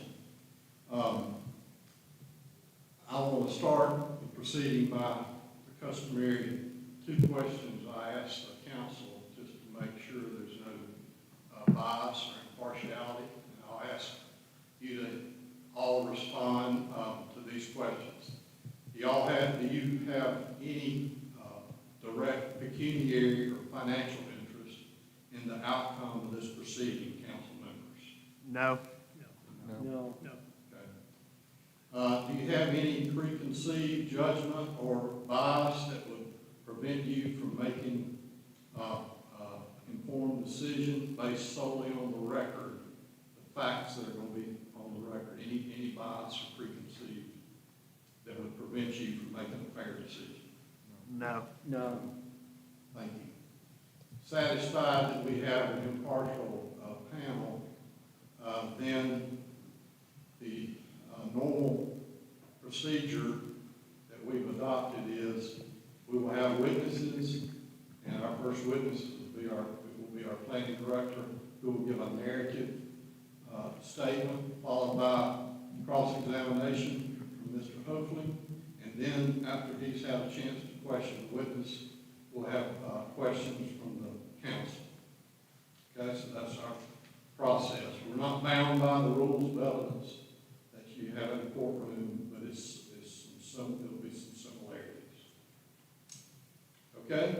Y'all, now first thing I want to do is we want to, anybody that's going to testify, we'll want to have the city clerk swear them in.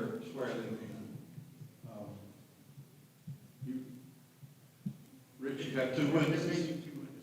Okay. This is we have a Bible app. Come over here. This is a little unusual. Rich, you don't need to. Place your left hand out there and raise your right. You swear the testimony that you're about to give will be the truth, the whole truth, and nothing but the truth, so help you God. Thank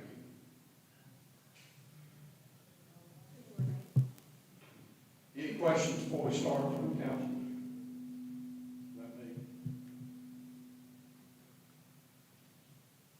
Okay, our first witness will be Shelley DeHart, our planning director, who will give a staff report in a narrative form. Thank you, Mayor, Council, and audience. To read the record, I'm Shelley DeHart, planning director for the city of Belmont and project planner. As written to the record, this is special use permit 2020-01. The applicant for this case is UHS Belmont LLC, represented here tonight by Alan Price.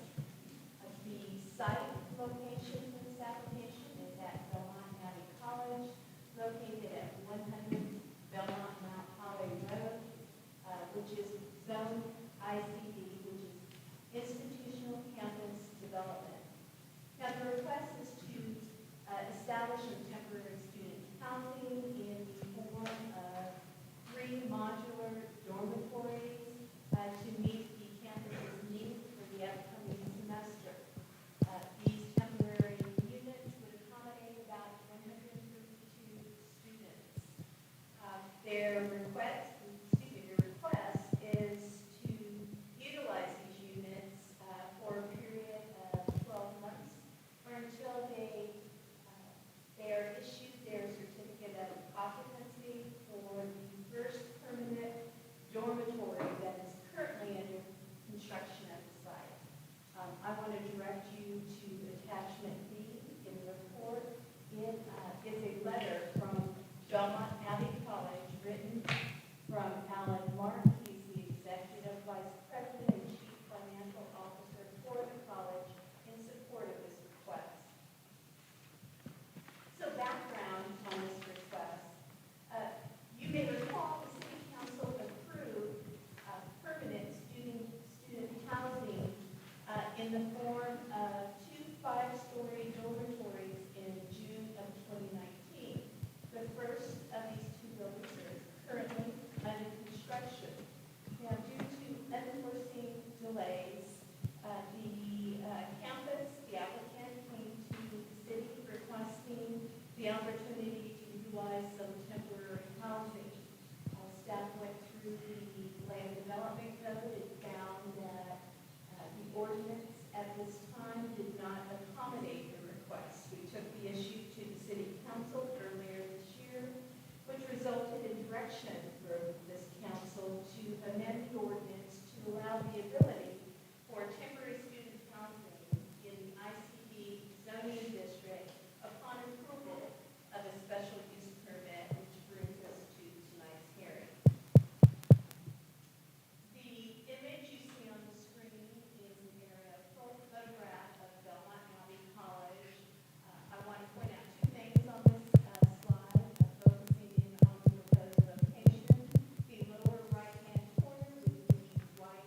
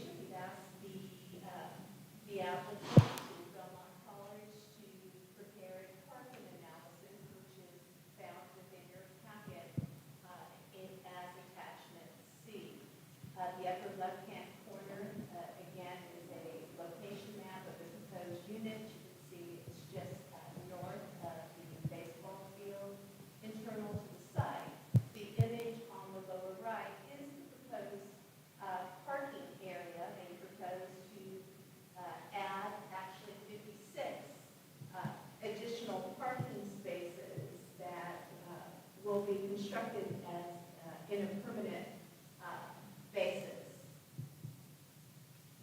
So with all quasi-judicial special use permits, the burden of proof is on the applicant. With the special use permit, there are three required findings that will be used to the record. The first required finding is the use meets all required principles and specifications of the code, which is the land development code, and any adopted land use plan. The second required finding is the proposed plan, if developed according to the plan submitted and approved, will be visually and functionally compatible to the surrounding area. And the last required finding is the use will not materially endanger your public health or safety and will not substantially injure the value of the adjacent property if located where proposed. Now, if the city council finds that they can make these findings, staff is recommending that these 5 conditions be part of the approval. Again, I will read these into the record. The first recommended condition is the use of the temporary student housing structures are authorized for a maximum duration of 12 months or upon issuance of the certificate of occupancy of the permanent student housing building, whichever comes first. The 12-month period begins concurrent with the issuance of the certificate of occupancy for the first temporary housing unit. The second condition recommended, the unit shall be connected to municipal water and sanitary sewer as approved by the city engineer. Next, a site plan review is required for the project and shall include approval of the erosion control plan by Gaston County and the issuance of a grading permit for the new parking area. The applicant shall obtain a building permit from Gaston County Building Department and shall remain in compliance with state, federal, and local regulations. And the last condition is the city council shall receive quarterly updates from the applicant regarding progress on the permanent student housing building and shall be notified upon removal of the temporary housing structure. So with this report, we ask that you accept my public testimony, the staff report, and this presentation into the official record, accept other public testimony. Consider the applicant's findings, which you'll find in your packet on page 65 in attachment A. Then the city council will be required to make the required three findings, either for or against. As always, the council can approve as presented, approve with modifications, or disapprove the request. That's all the information I have for the record. Thank you, Mr. Hart. Mr. Hoagland, you have your cross-examination. I don't have any cross-examination. Thank you, sir. Council, y'all have any questions for Mr. Hart? Yes. Mr. Hoagland. How exactly I was wondering, are water and sewer going to be hooked up to the, how exactly are water and sewer going to be hooked up to these temporary units? I will let their team explain that. We have been working with the sketch plan in our engineering department. Jerry Patton has reviewed the sketch plan, and it is a condition of approval that it comply with our connection requirements. Would you like to reserve your questions until their witnesses appear? Sure. Okay. Any other questions from Mr. Hart? Yes, sir. I'm just curious to know what the estimated time of completion is for the dormitories. I know we got a year. Shelley, do you know the answer to that? That would be a question for If the you'll hold, applicant as if well. you'll hold that question to the other witnesses to testify.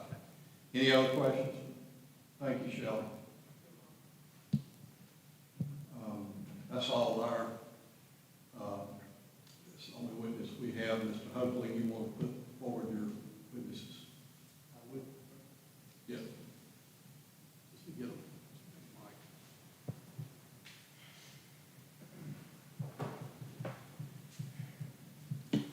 You got it.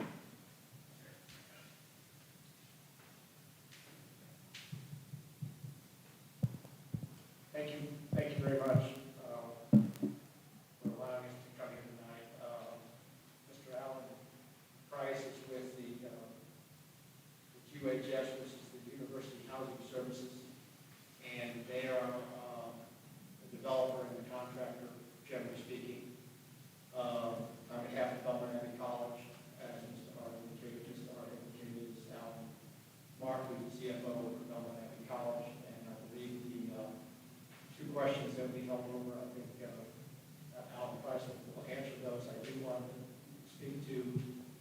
obviously, there's going to be 3 requirements tonight that you have to decide on that we've added. I do want to let you know specifically that the monastery, as most of you know, owns the land and also most of the buildings there, so that the visual as well as the fact that it's not going to interfere or hurt any public, one of the 3 concepts, and it's been approved by the monastery. I know there's a letter there, but I want to point that out, so that it fits with as you also know, most of the buildings that they approve to be built, or even things that are involved in the surroundings, they like to keep the monocross type of exterior, and they're continuing to do that on the new dormitories. So I wanted to point that out. The other thing is on the parking. There'll just be some temporary parking, but the other was the permanent parking. And I was going to ask one of the witnesses when we get here, I'm not sure the total number that will be there. I know there was a variance of amount. So I was going to ask one of them to speak to that if you don't mind. So parks, that's all the initial I have to say. So Alan, Bryce, if you don't mind. So to speak on utility connections, briefly, these units will be shipped to site. Each unit you see is combined with 8 smaller modular units that are linked together. The main utility line will be trenched in just as we are doing the permanent dorm underground, built to city code, county codes, water, sewer. There's a short stub up out of the ground into each of 3 units have a central utility room up out of the ground. That'll be wrapped. We talked about timeline. Building's track will be done by Thanksgiving, but we're not anticipating severe cold weather where these things are, if need be, temporarily heated with blankets just for 3-4 feet to step out of the ground and make the permanent tie-in. Electric's brought across the street from a transformer. We've already been talking to the energy to just confirm capacity's there, bringing in campus fiber line as well for wireless and monitoring the fiber system. So other than a few of the exterior runs up into the utility room, all the utilities are done just underground as they never go. And I briefly mentioned the timeline. We are tracking to be done with this permanent structure by Thanksgiving. All the rough ends are on the walls right now. You can kind of see it from the highway roofs on. Masons are getting out and start off right here soon. So it is what I would say a pretty temporary situation, but we think it could be on campus. And these programs are going to be ultimately best for parents, the school, and the students. Can I ask a question? Yeah. Did y'all figure out what are you going to do with the temporary buildings when you're done with them? Take them back. I'm just going to move them back off the property. It's a pretty, Okay. And then so, I mean, there'll be some lines we have to trench in, but all the asphalt that we trench out. Just seems like a lot of infrastructure for temporary housing. I didn't know if you had any plans to utilize No, we'll leave the caps on the ground, just as a future growth. Yeah. clean house available. We'll note it there, but we won't demo it all back out to the eye. Okay. Thank you.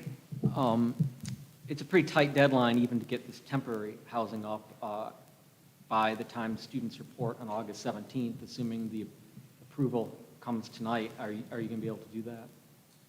Yes, it's not something I'm excited about doing.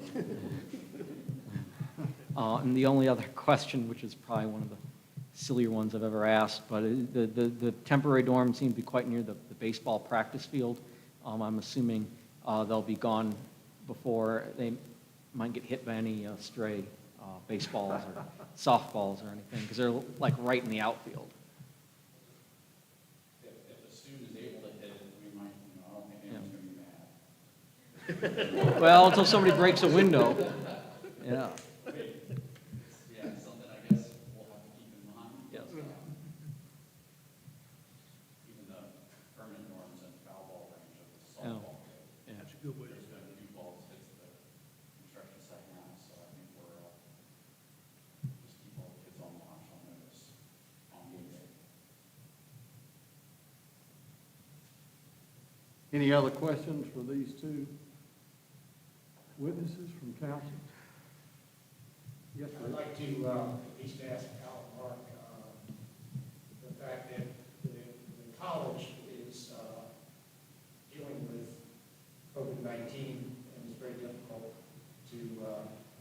possible, but they've been working very hard on the schedule. So I thought I'd let the council know that, as you indicated, the first day of classes was going to be August 18th. And the other thing is there's not going to be a fall break or anything. They're going to stay on campus until Thanksgiving, then when they go home, then they'll have some exams or other classes that they may still have to take will be over the internet. So I think that deals up to that. The other point would be in their planning, and Alan can speak to this, is in the request it indicated the certificate of occupancy in 12 months never first occurred. Let's assume the worst occurs and we have some students who are students that would get the virus. Well, if the occupancy allows them to get into the dorm, they may stay there in where we have the temporary housing, so we have a place to quarantine them.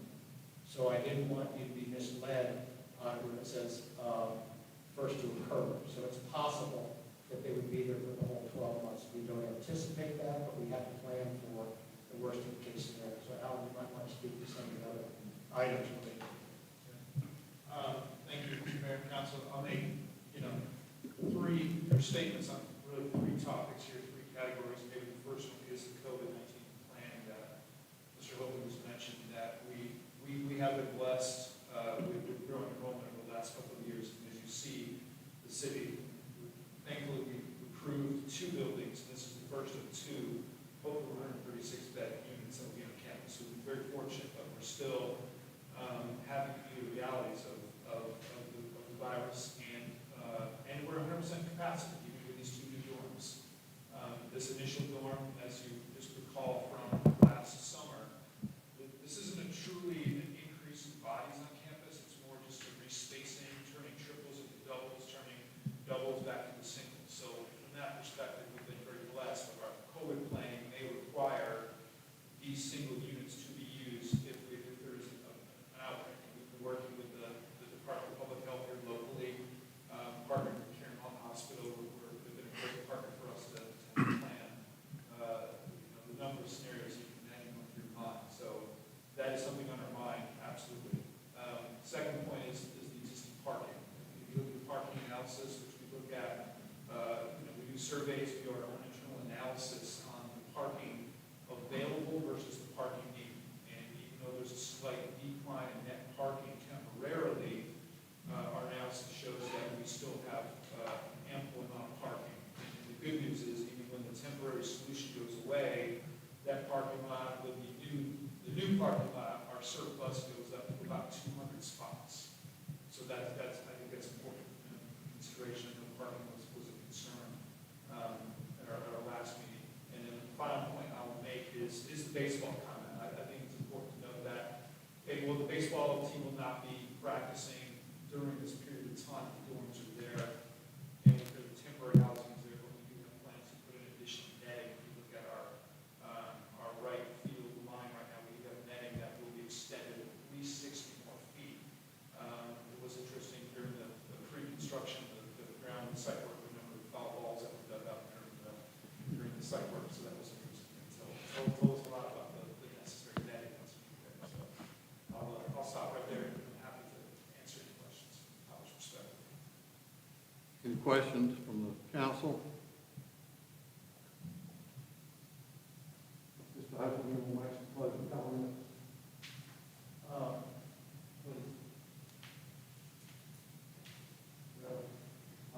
My final comment is that we respectfully request this council approve this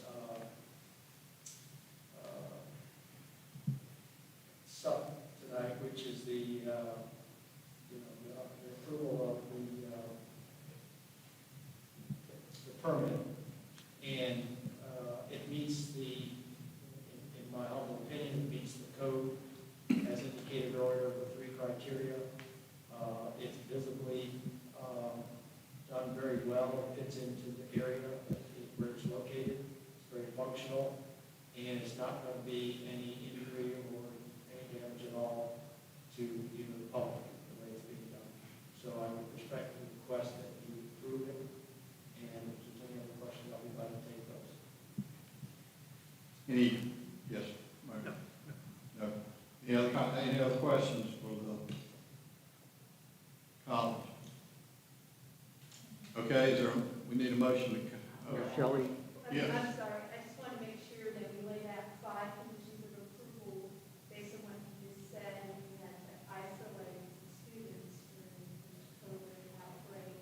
The way that condition 1 currently reads is, it's authorized for maximum duration of 12 months upon issue of the certificate of occupancy for the permanent student housing building, whichever comes first. So that was CO, and you still needed the temporary or isolation. That would not be in compliance with that condition. So are you requesting that be modified slightly, or is there a request in that? I just want to make sure based on what you just specified that we meet the needs. With the option that we reflect that, make a condition reflect that. That's up to the, so he's asking if instead of whichever comes first, if they get a certificate of occupancy on the building currently under construction, but they find they have an outbreak and need to isolate some students, can they come back and request that condition be modified or reconsidered? Well, I'd be okay with that. I think it's extenuating circumstances, but I don't know, whatever the process is, but I'd make it as easy as possible for everybody. Yeah. If that's something that needs to happen quickly, though. Yeah. Like, Right, that's what I'm saying, you could probably modify this condition to help meet that need if they submit something to the city saying that they need it for a certain period of time due to an outbreak, have to report that to council instead of waiting for another meeting. yeah, because I wouldn't want to make them have to go through this whole process Yeah. again. But Just- at no case shall it exceed 12 months. Under those circumstances, I think if we ask them if they exceed more than 12 months, it just may be, from the certificate of occupancy could be November or December, which would not necessarily help in the sense that we have to go out a few more months after that. It wouldn't be, we're not asking for it to be more than 12 months. Do we need to make a change to that First Amendment, Adrian? Yeah, do you just want to authorize city manager to approve Yeah. an extension if Sure. it's a COVID extension? I think if it's COVID-related, the city manager can make the extension. We don't have to bring it back. In good faith, yeah. That's all, March. Thank you. Thank you. Any other questions? Need a motion to come out of public hearing? I make the motion, come out of public hearing. Second. All in favor, say aye. Aye. Out of public hearing? Okay, we're going to move on to the next item, which will be, consider the special use permit. The process here is council is required to make the 3 findings. We'll do them one at a time, based on the evidence that you've heard in the record by all the parties and witnesses that testified. So I'm going to ask you to, let's address the first one. It's on your board. The use meets all required principles and specifications of the code LDC and any adopted land use plans.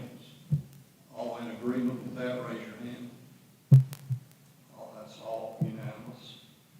Number 2, the proposed plan is developed according to the plan submitted and approved will be visually and functionally compatible to the surrounding area. All in favor, raise your hand. All have indicated approval. And the use will not materially endanger the public health or safety and will not substantially injure the value of the adjoining property if located where proposed. All in favor, raise your hand. That passes unanimously. Having made the required findings, does anyone wish to make a motion to grant the special use permit with the conditions stated and with the added provision that the city manager is able to make an extension if there's a COVID-related issue or request? I'll make that motion subject to the conditions and the additional condition regarding the COVID extension. Is there a second? I'll second. All in favor, say aye. Aye. The motion, special use permit is granted with the conditions as amended. Okay. Thank you, Mayor. Next item on the agenda is consider the approval of a construction manager at risk for the Belmont Recreation Center. Thank you, Mayor. I'll ask Rachel Nielsen with Clark Patterson Ali, or CPL, who is our architect and engineering firm for the new recreation center, to make her way to the podium. And I'll ask Rachel to talk about the construction manager at risk process and the process that we use to arrive where we are with the recommendation that we hire edifice general contractors for this project. Hi, my name is Rachel Nilsson with CPL Architects and Engineers. I'm going to go through a little bit of what construction manager at risk is and the process that we went through in order to make the selection. Construction manager at risk is a slightly different delivery method for construction than a standard design build, bid build. So you'll see on the screen here the timelines for those. What a CM at risk does is it involves the CM much earlier in the process. We're currently in schematic design for the Belmont Recreation Center. I'm hoping to bring the CM on board now in order to assist with a number of things, which I'll go into later. It allows us to do a cost establishment much earlier in the process than when we finish all of our design documents and put those on the street to bid. We will come up with a pre-GMP and GMP earlier than we would with a standard design and build process. One of the biggest benefits to this process is during the pre-construction phase. So what the CM at risk delivery method is it allows for a team approach with the owner, the architect, and the contractor to all be sitting at the table together prior to getting to that construction point. That allows us to talk through issues that may have become issues later during construction, talk through needs and methods that they may perceive, and to build those in. It allows us to establish and protect the budget much earlier on, and also the transparency of design and budget between the architect, the contractor, and the owner. It allows us to hopefully eliminate redesign and value engineering by putting an emphasis on value analysis up front, considering multiple options for the same design, and allows for constructability reviews during the design process, so there are less RFIs, questions, and change orders later on. As we move through the design process, the later we get in the design process, the much more difficult and cost influential it is to make changes. So what this method does is brings a CM on board, brings that expertise on board earlier on, so that we don't have, so that we can make those changes much earlier in the process. They also bring to the table a number of subcontractor relationships.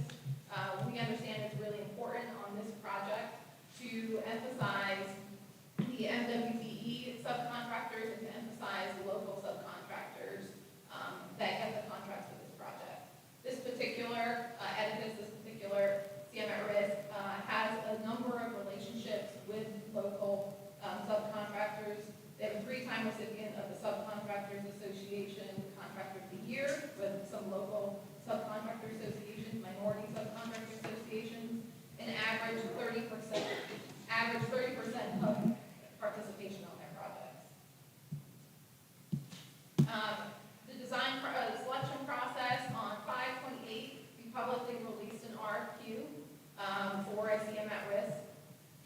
It contained a description of the pre-construction services and the construction services that we expect out of this CM at risk and will be tied into the contract with them. On 6/12, we received 11 proposals, and we interviewed 6 different CM at risk firms between the days of 6/23 and 6/24. Out of those interviews, the committee ranked edifice general contractors as our first choice, and we asked that this council authorizes the city manager and the city attorney to let us proceed with negotiations.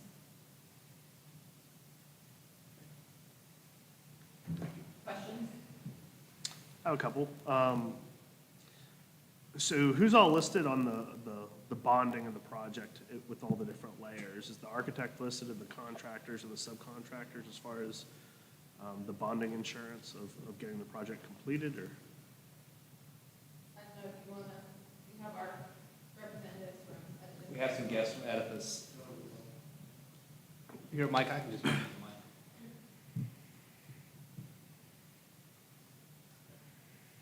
Good evening, I'm Mike Carlisto with Edifice. Also have Andy Aldridge, our Vice President of Pre-Construction with Edifice. The bond will be held by Edifice. We in turn would bond subcontractors as well as part of the process too. But all the insurance, contract, building risk, general liability, pollution insurance, anything would go through Edifice as well as the bond. And then as far as liquidated damages for the project not being complete, how have we addressed that? So that will be addressed in the contract, when we are in the negotiation process. Do you want to add anything to that? Yeah, that would all be on us. All the risk is on us to get the job done by time. The penalty is a dollar value penalty, but much more is our reputation for finishing late is way greater than any dollar value. That's it for me. Anything else?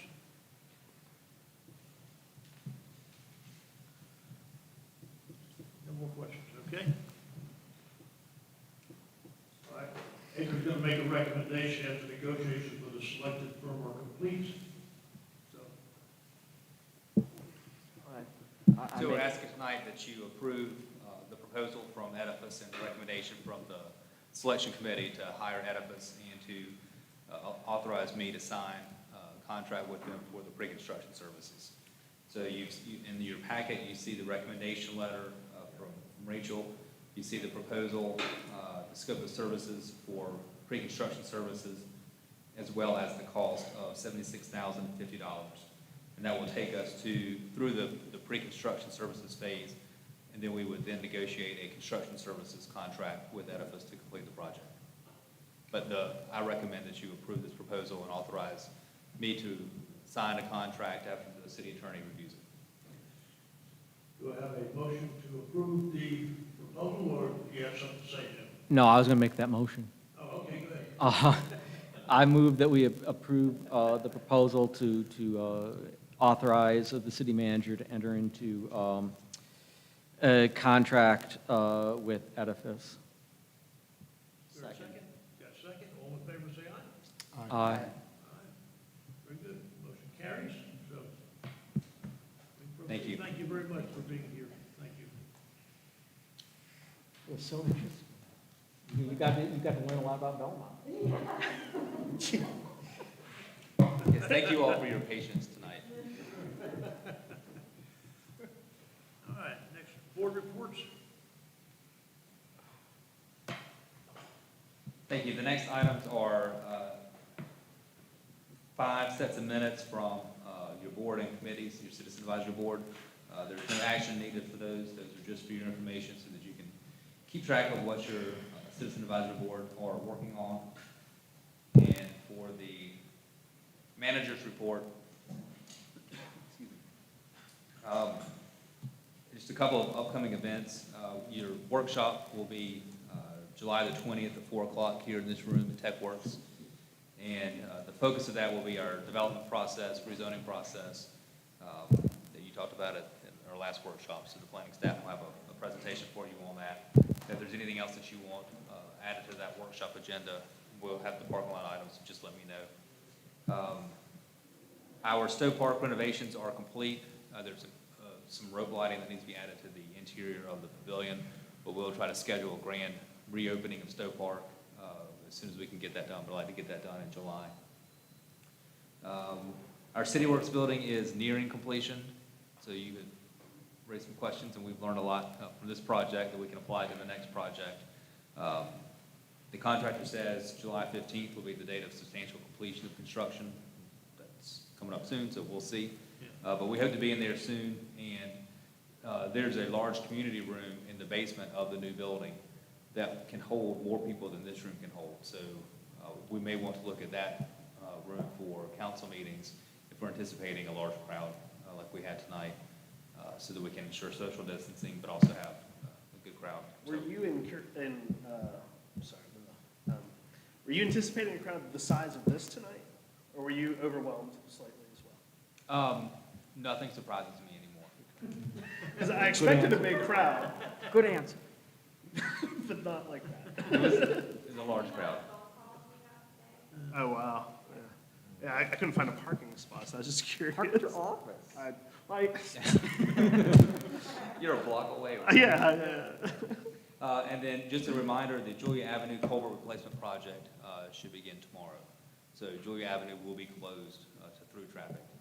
We'll be cutting the road open and redoing that culvert down by Hugh Street. So we've notified all the residents there, so they will be detouring. It will be very inconvenient, but much needed. It's obviously easier and safer and cheaper to do it ahead of time because we were afraid that culvert was going to fall in. What's the estimated time of completion? So they're hoping to have it finished by October, but assuming good weather, they should beat that deadline. Good. That's all the information I have for you.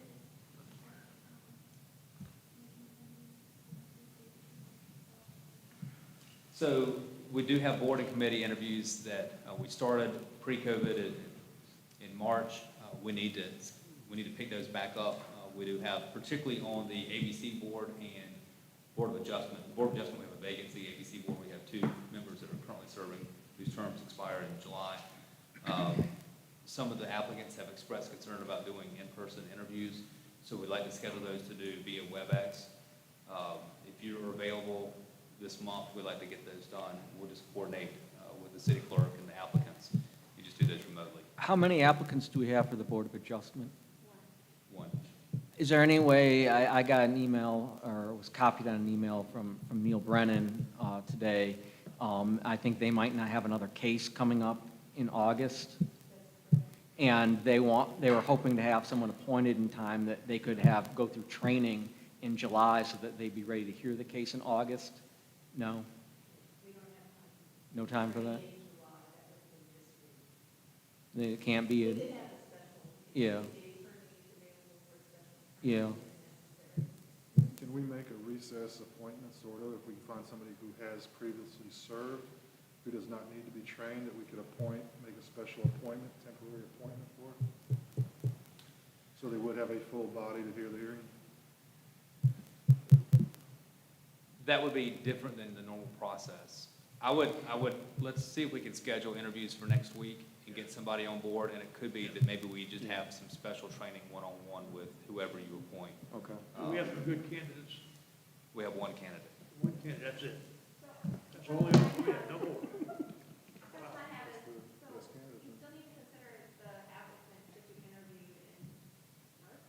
Yes. So do you remember when we interviewed people in the Centennial I'd rather Room, re-interview them. a year ago? Yeah, do you want to interview them again, since it's been 3 months and that was pre-COVID and everything's? Are we going to re-interview? Do you want to re-interview the applicants that you interviewed that afternoon in City Hall? Just interview everybody who's applied this round, whether we've met. I kind of feel like we should. Because it's been Why don't we 3 submit months. questions, and then they can record a video answering all of our questions? That would also be different than our normal process. Let's try to do a WebEx meeting, and maybe it needs to be 2 meetings depending on the applicant's availability. But are you all going to be around next week? Yeah, as far as I know. There's nowhere to go. 7 interviews, okay.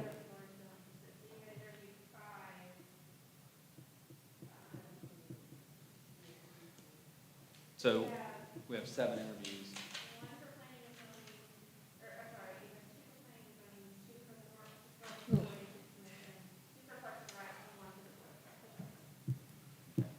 And Councilwoman Stowe is on vacation this week, so she should be back next week. So Yeah. if everybody's here, we'll just try to schedule some interviews. Yes, sir. I just want to revisit the Julia Avenue. I heard you say it's closing tomorrow. Yes. The target completion is by October. Does that mean that's the work schedule, or is the road closed for that whole duration? The road will be closed during that duration. Okay. And we've notified all those residents. Thank you. That's all I have. We'll move on to other business. Who wants to go first? Anybody? Mark? Sure, okay. So we already talked about Bellwood Drive. The only other thing I had was, I attended virtually the City Vision conference that the League of Municipalities put on.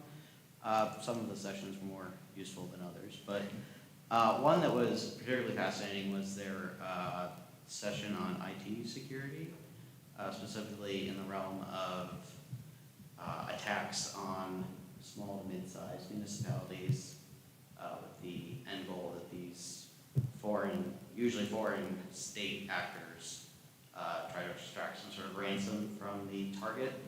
Apparently this is something that's increasingly common, and I mean, the guy giving the presentation did also provide services that, he had to have a vested interest in selling some services, but I think they did have a valid point. It's something I've heard a lot about in the private sector as well. So I don't know if we've ever done any sort of security review or anything of our IT system, but I was thinking it might not be a bad idea to at least maybe review, I don't even know how to go about doing this, but maybe review our current state and just kind of go from there. I don't know if maybe Seth would even have some interest in providing some And recommendations. Seth has done a lot of proactive work, and Seth Right. kind of geeks out about stuff like this. Okay.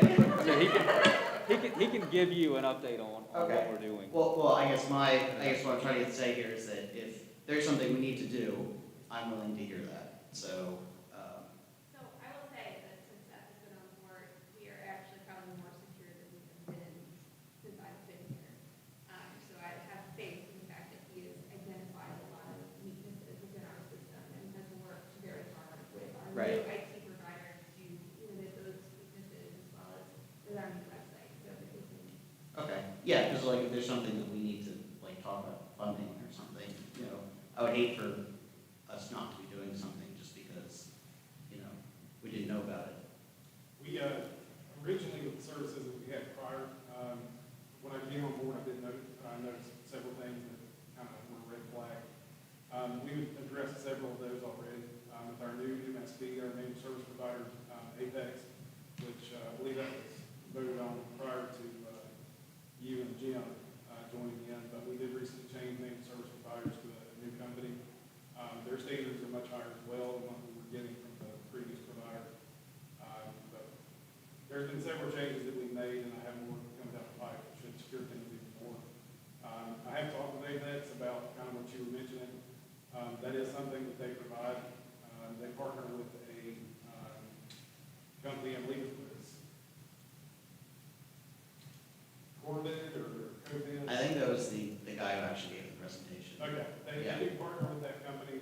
That is one of the best companies in North Carolina that does that sort of review. Once I get us in a much better place and class things straightened out, I don't think it'd be a bad idea just to have them review it. But we certainly are in a much better place than we were.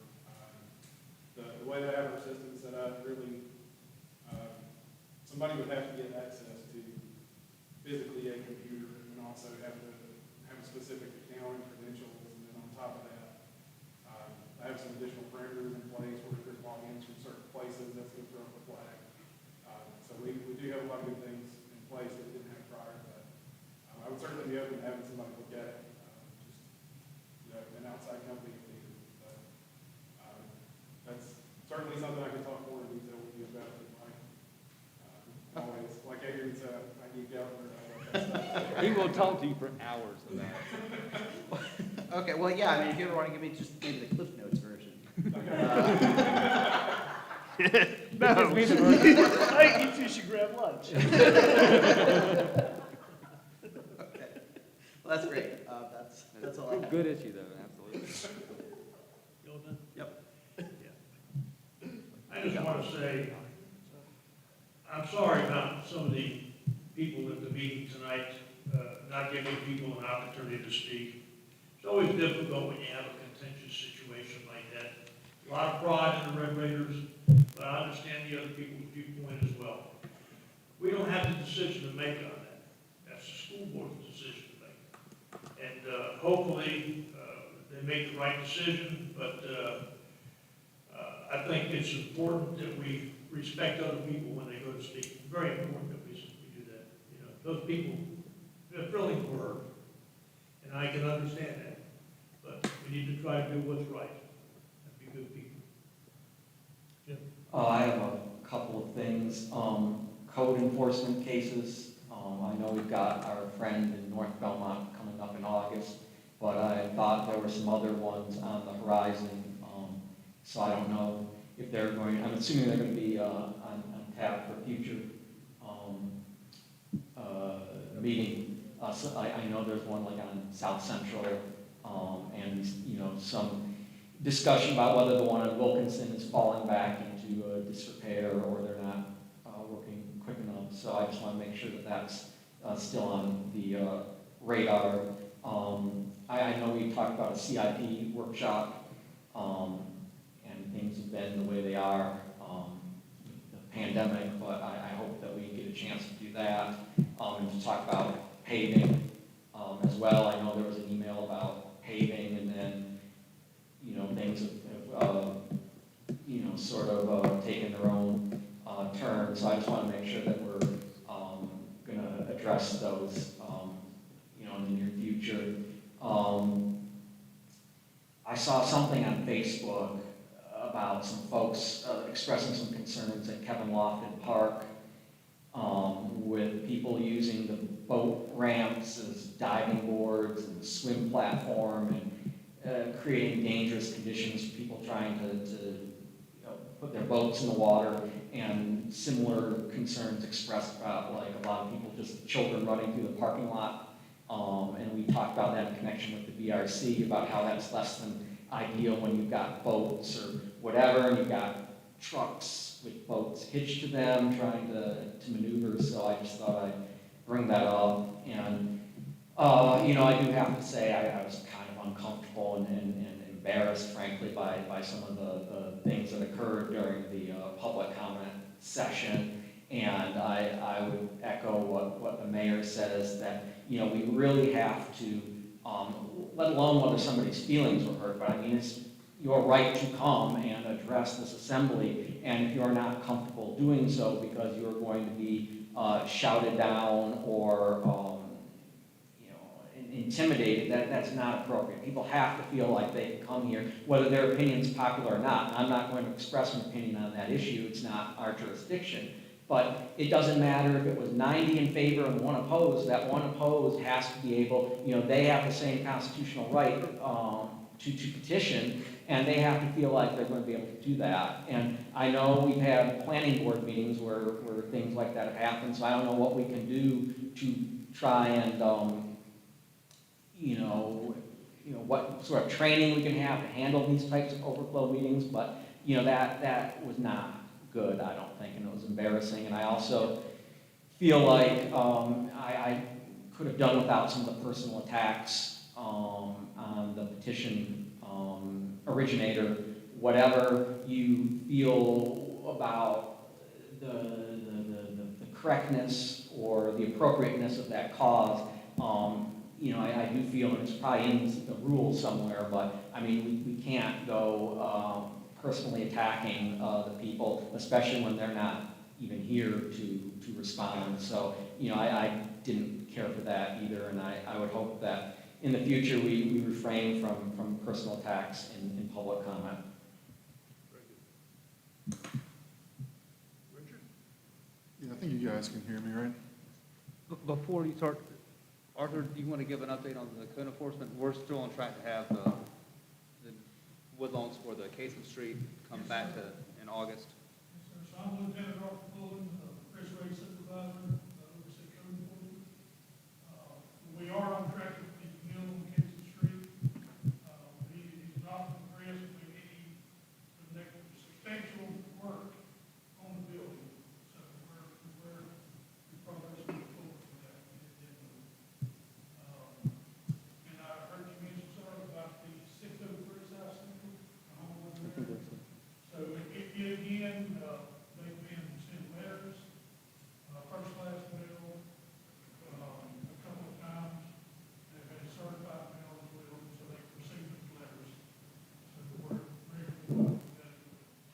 Because eventually, you know, we've enacted that provision, and we've been around the bush several times, with, especially with the one in North Belmont, and I think eventually, if that provision's on the books and people aren't getting things into compliance, we need to do what it says, and take those actions, so. So those, I think those are both right to come, probably the South Central House is ready to come to the council. Yes, it is. And then the Casey Street Mill, I think you had decided earlier to bring it to you at the August August, workshop if they're not in compliance by then. Yeah, that's correct.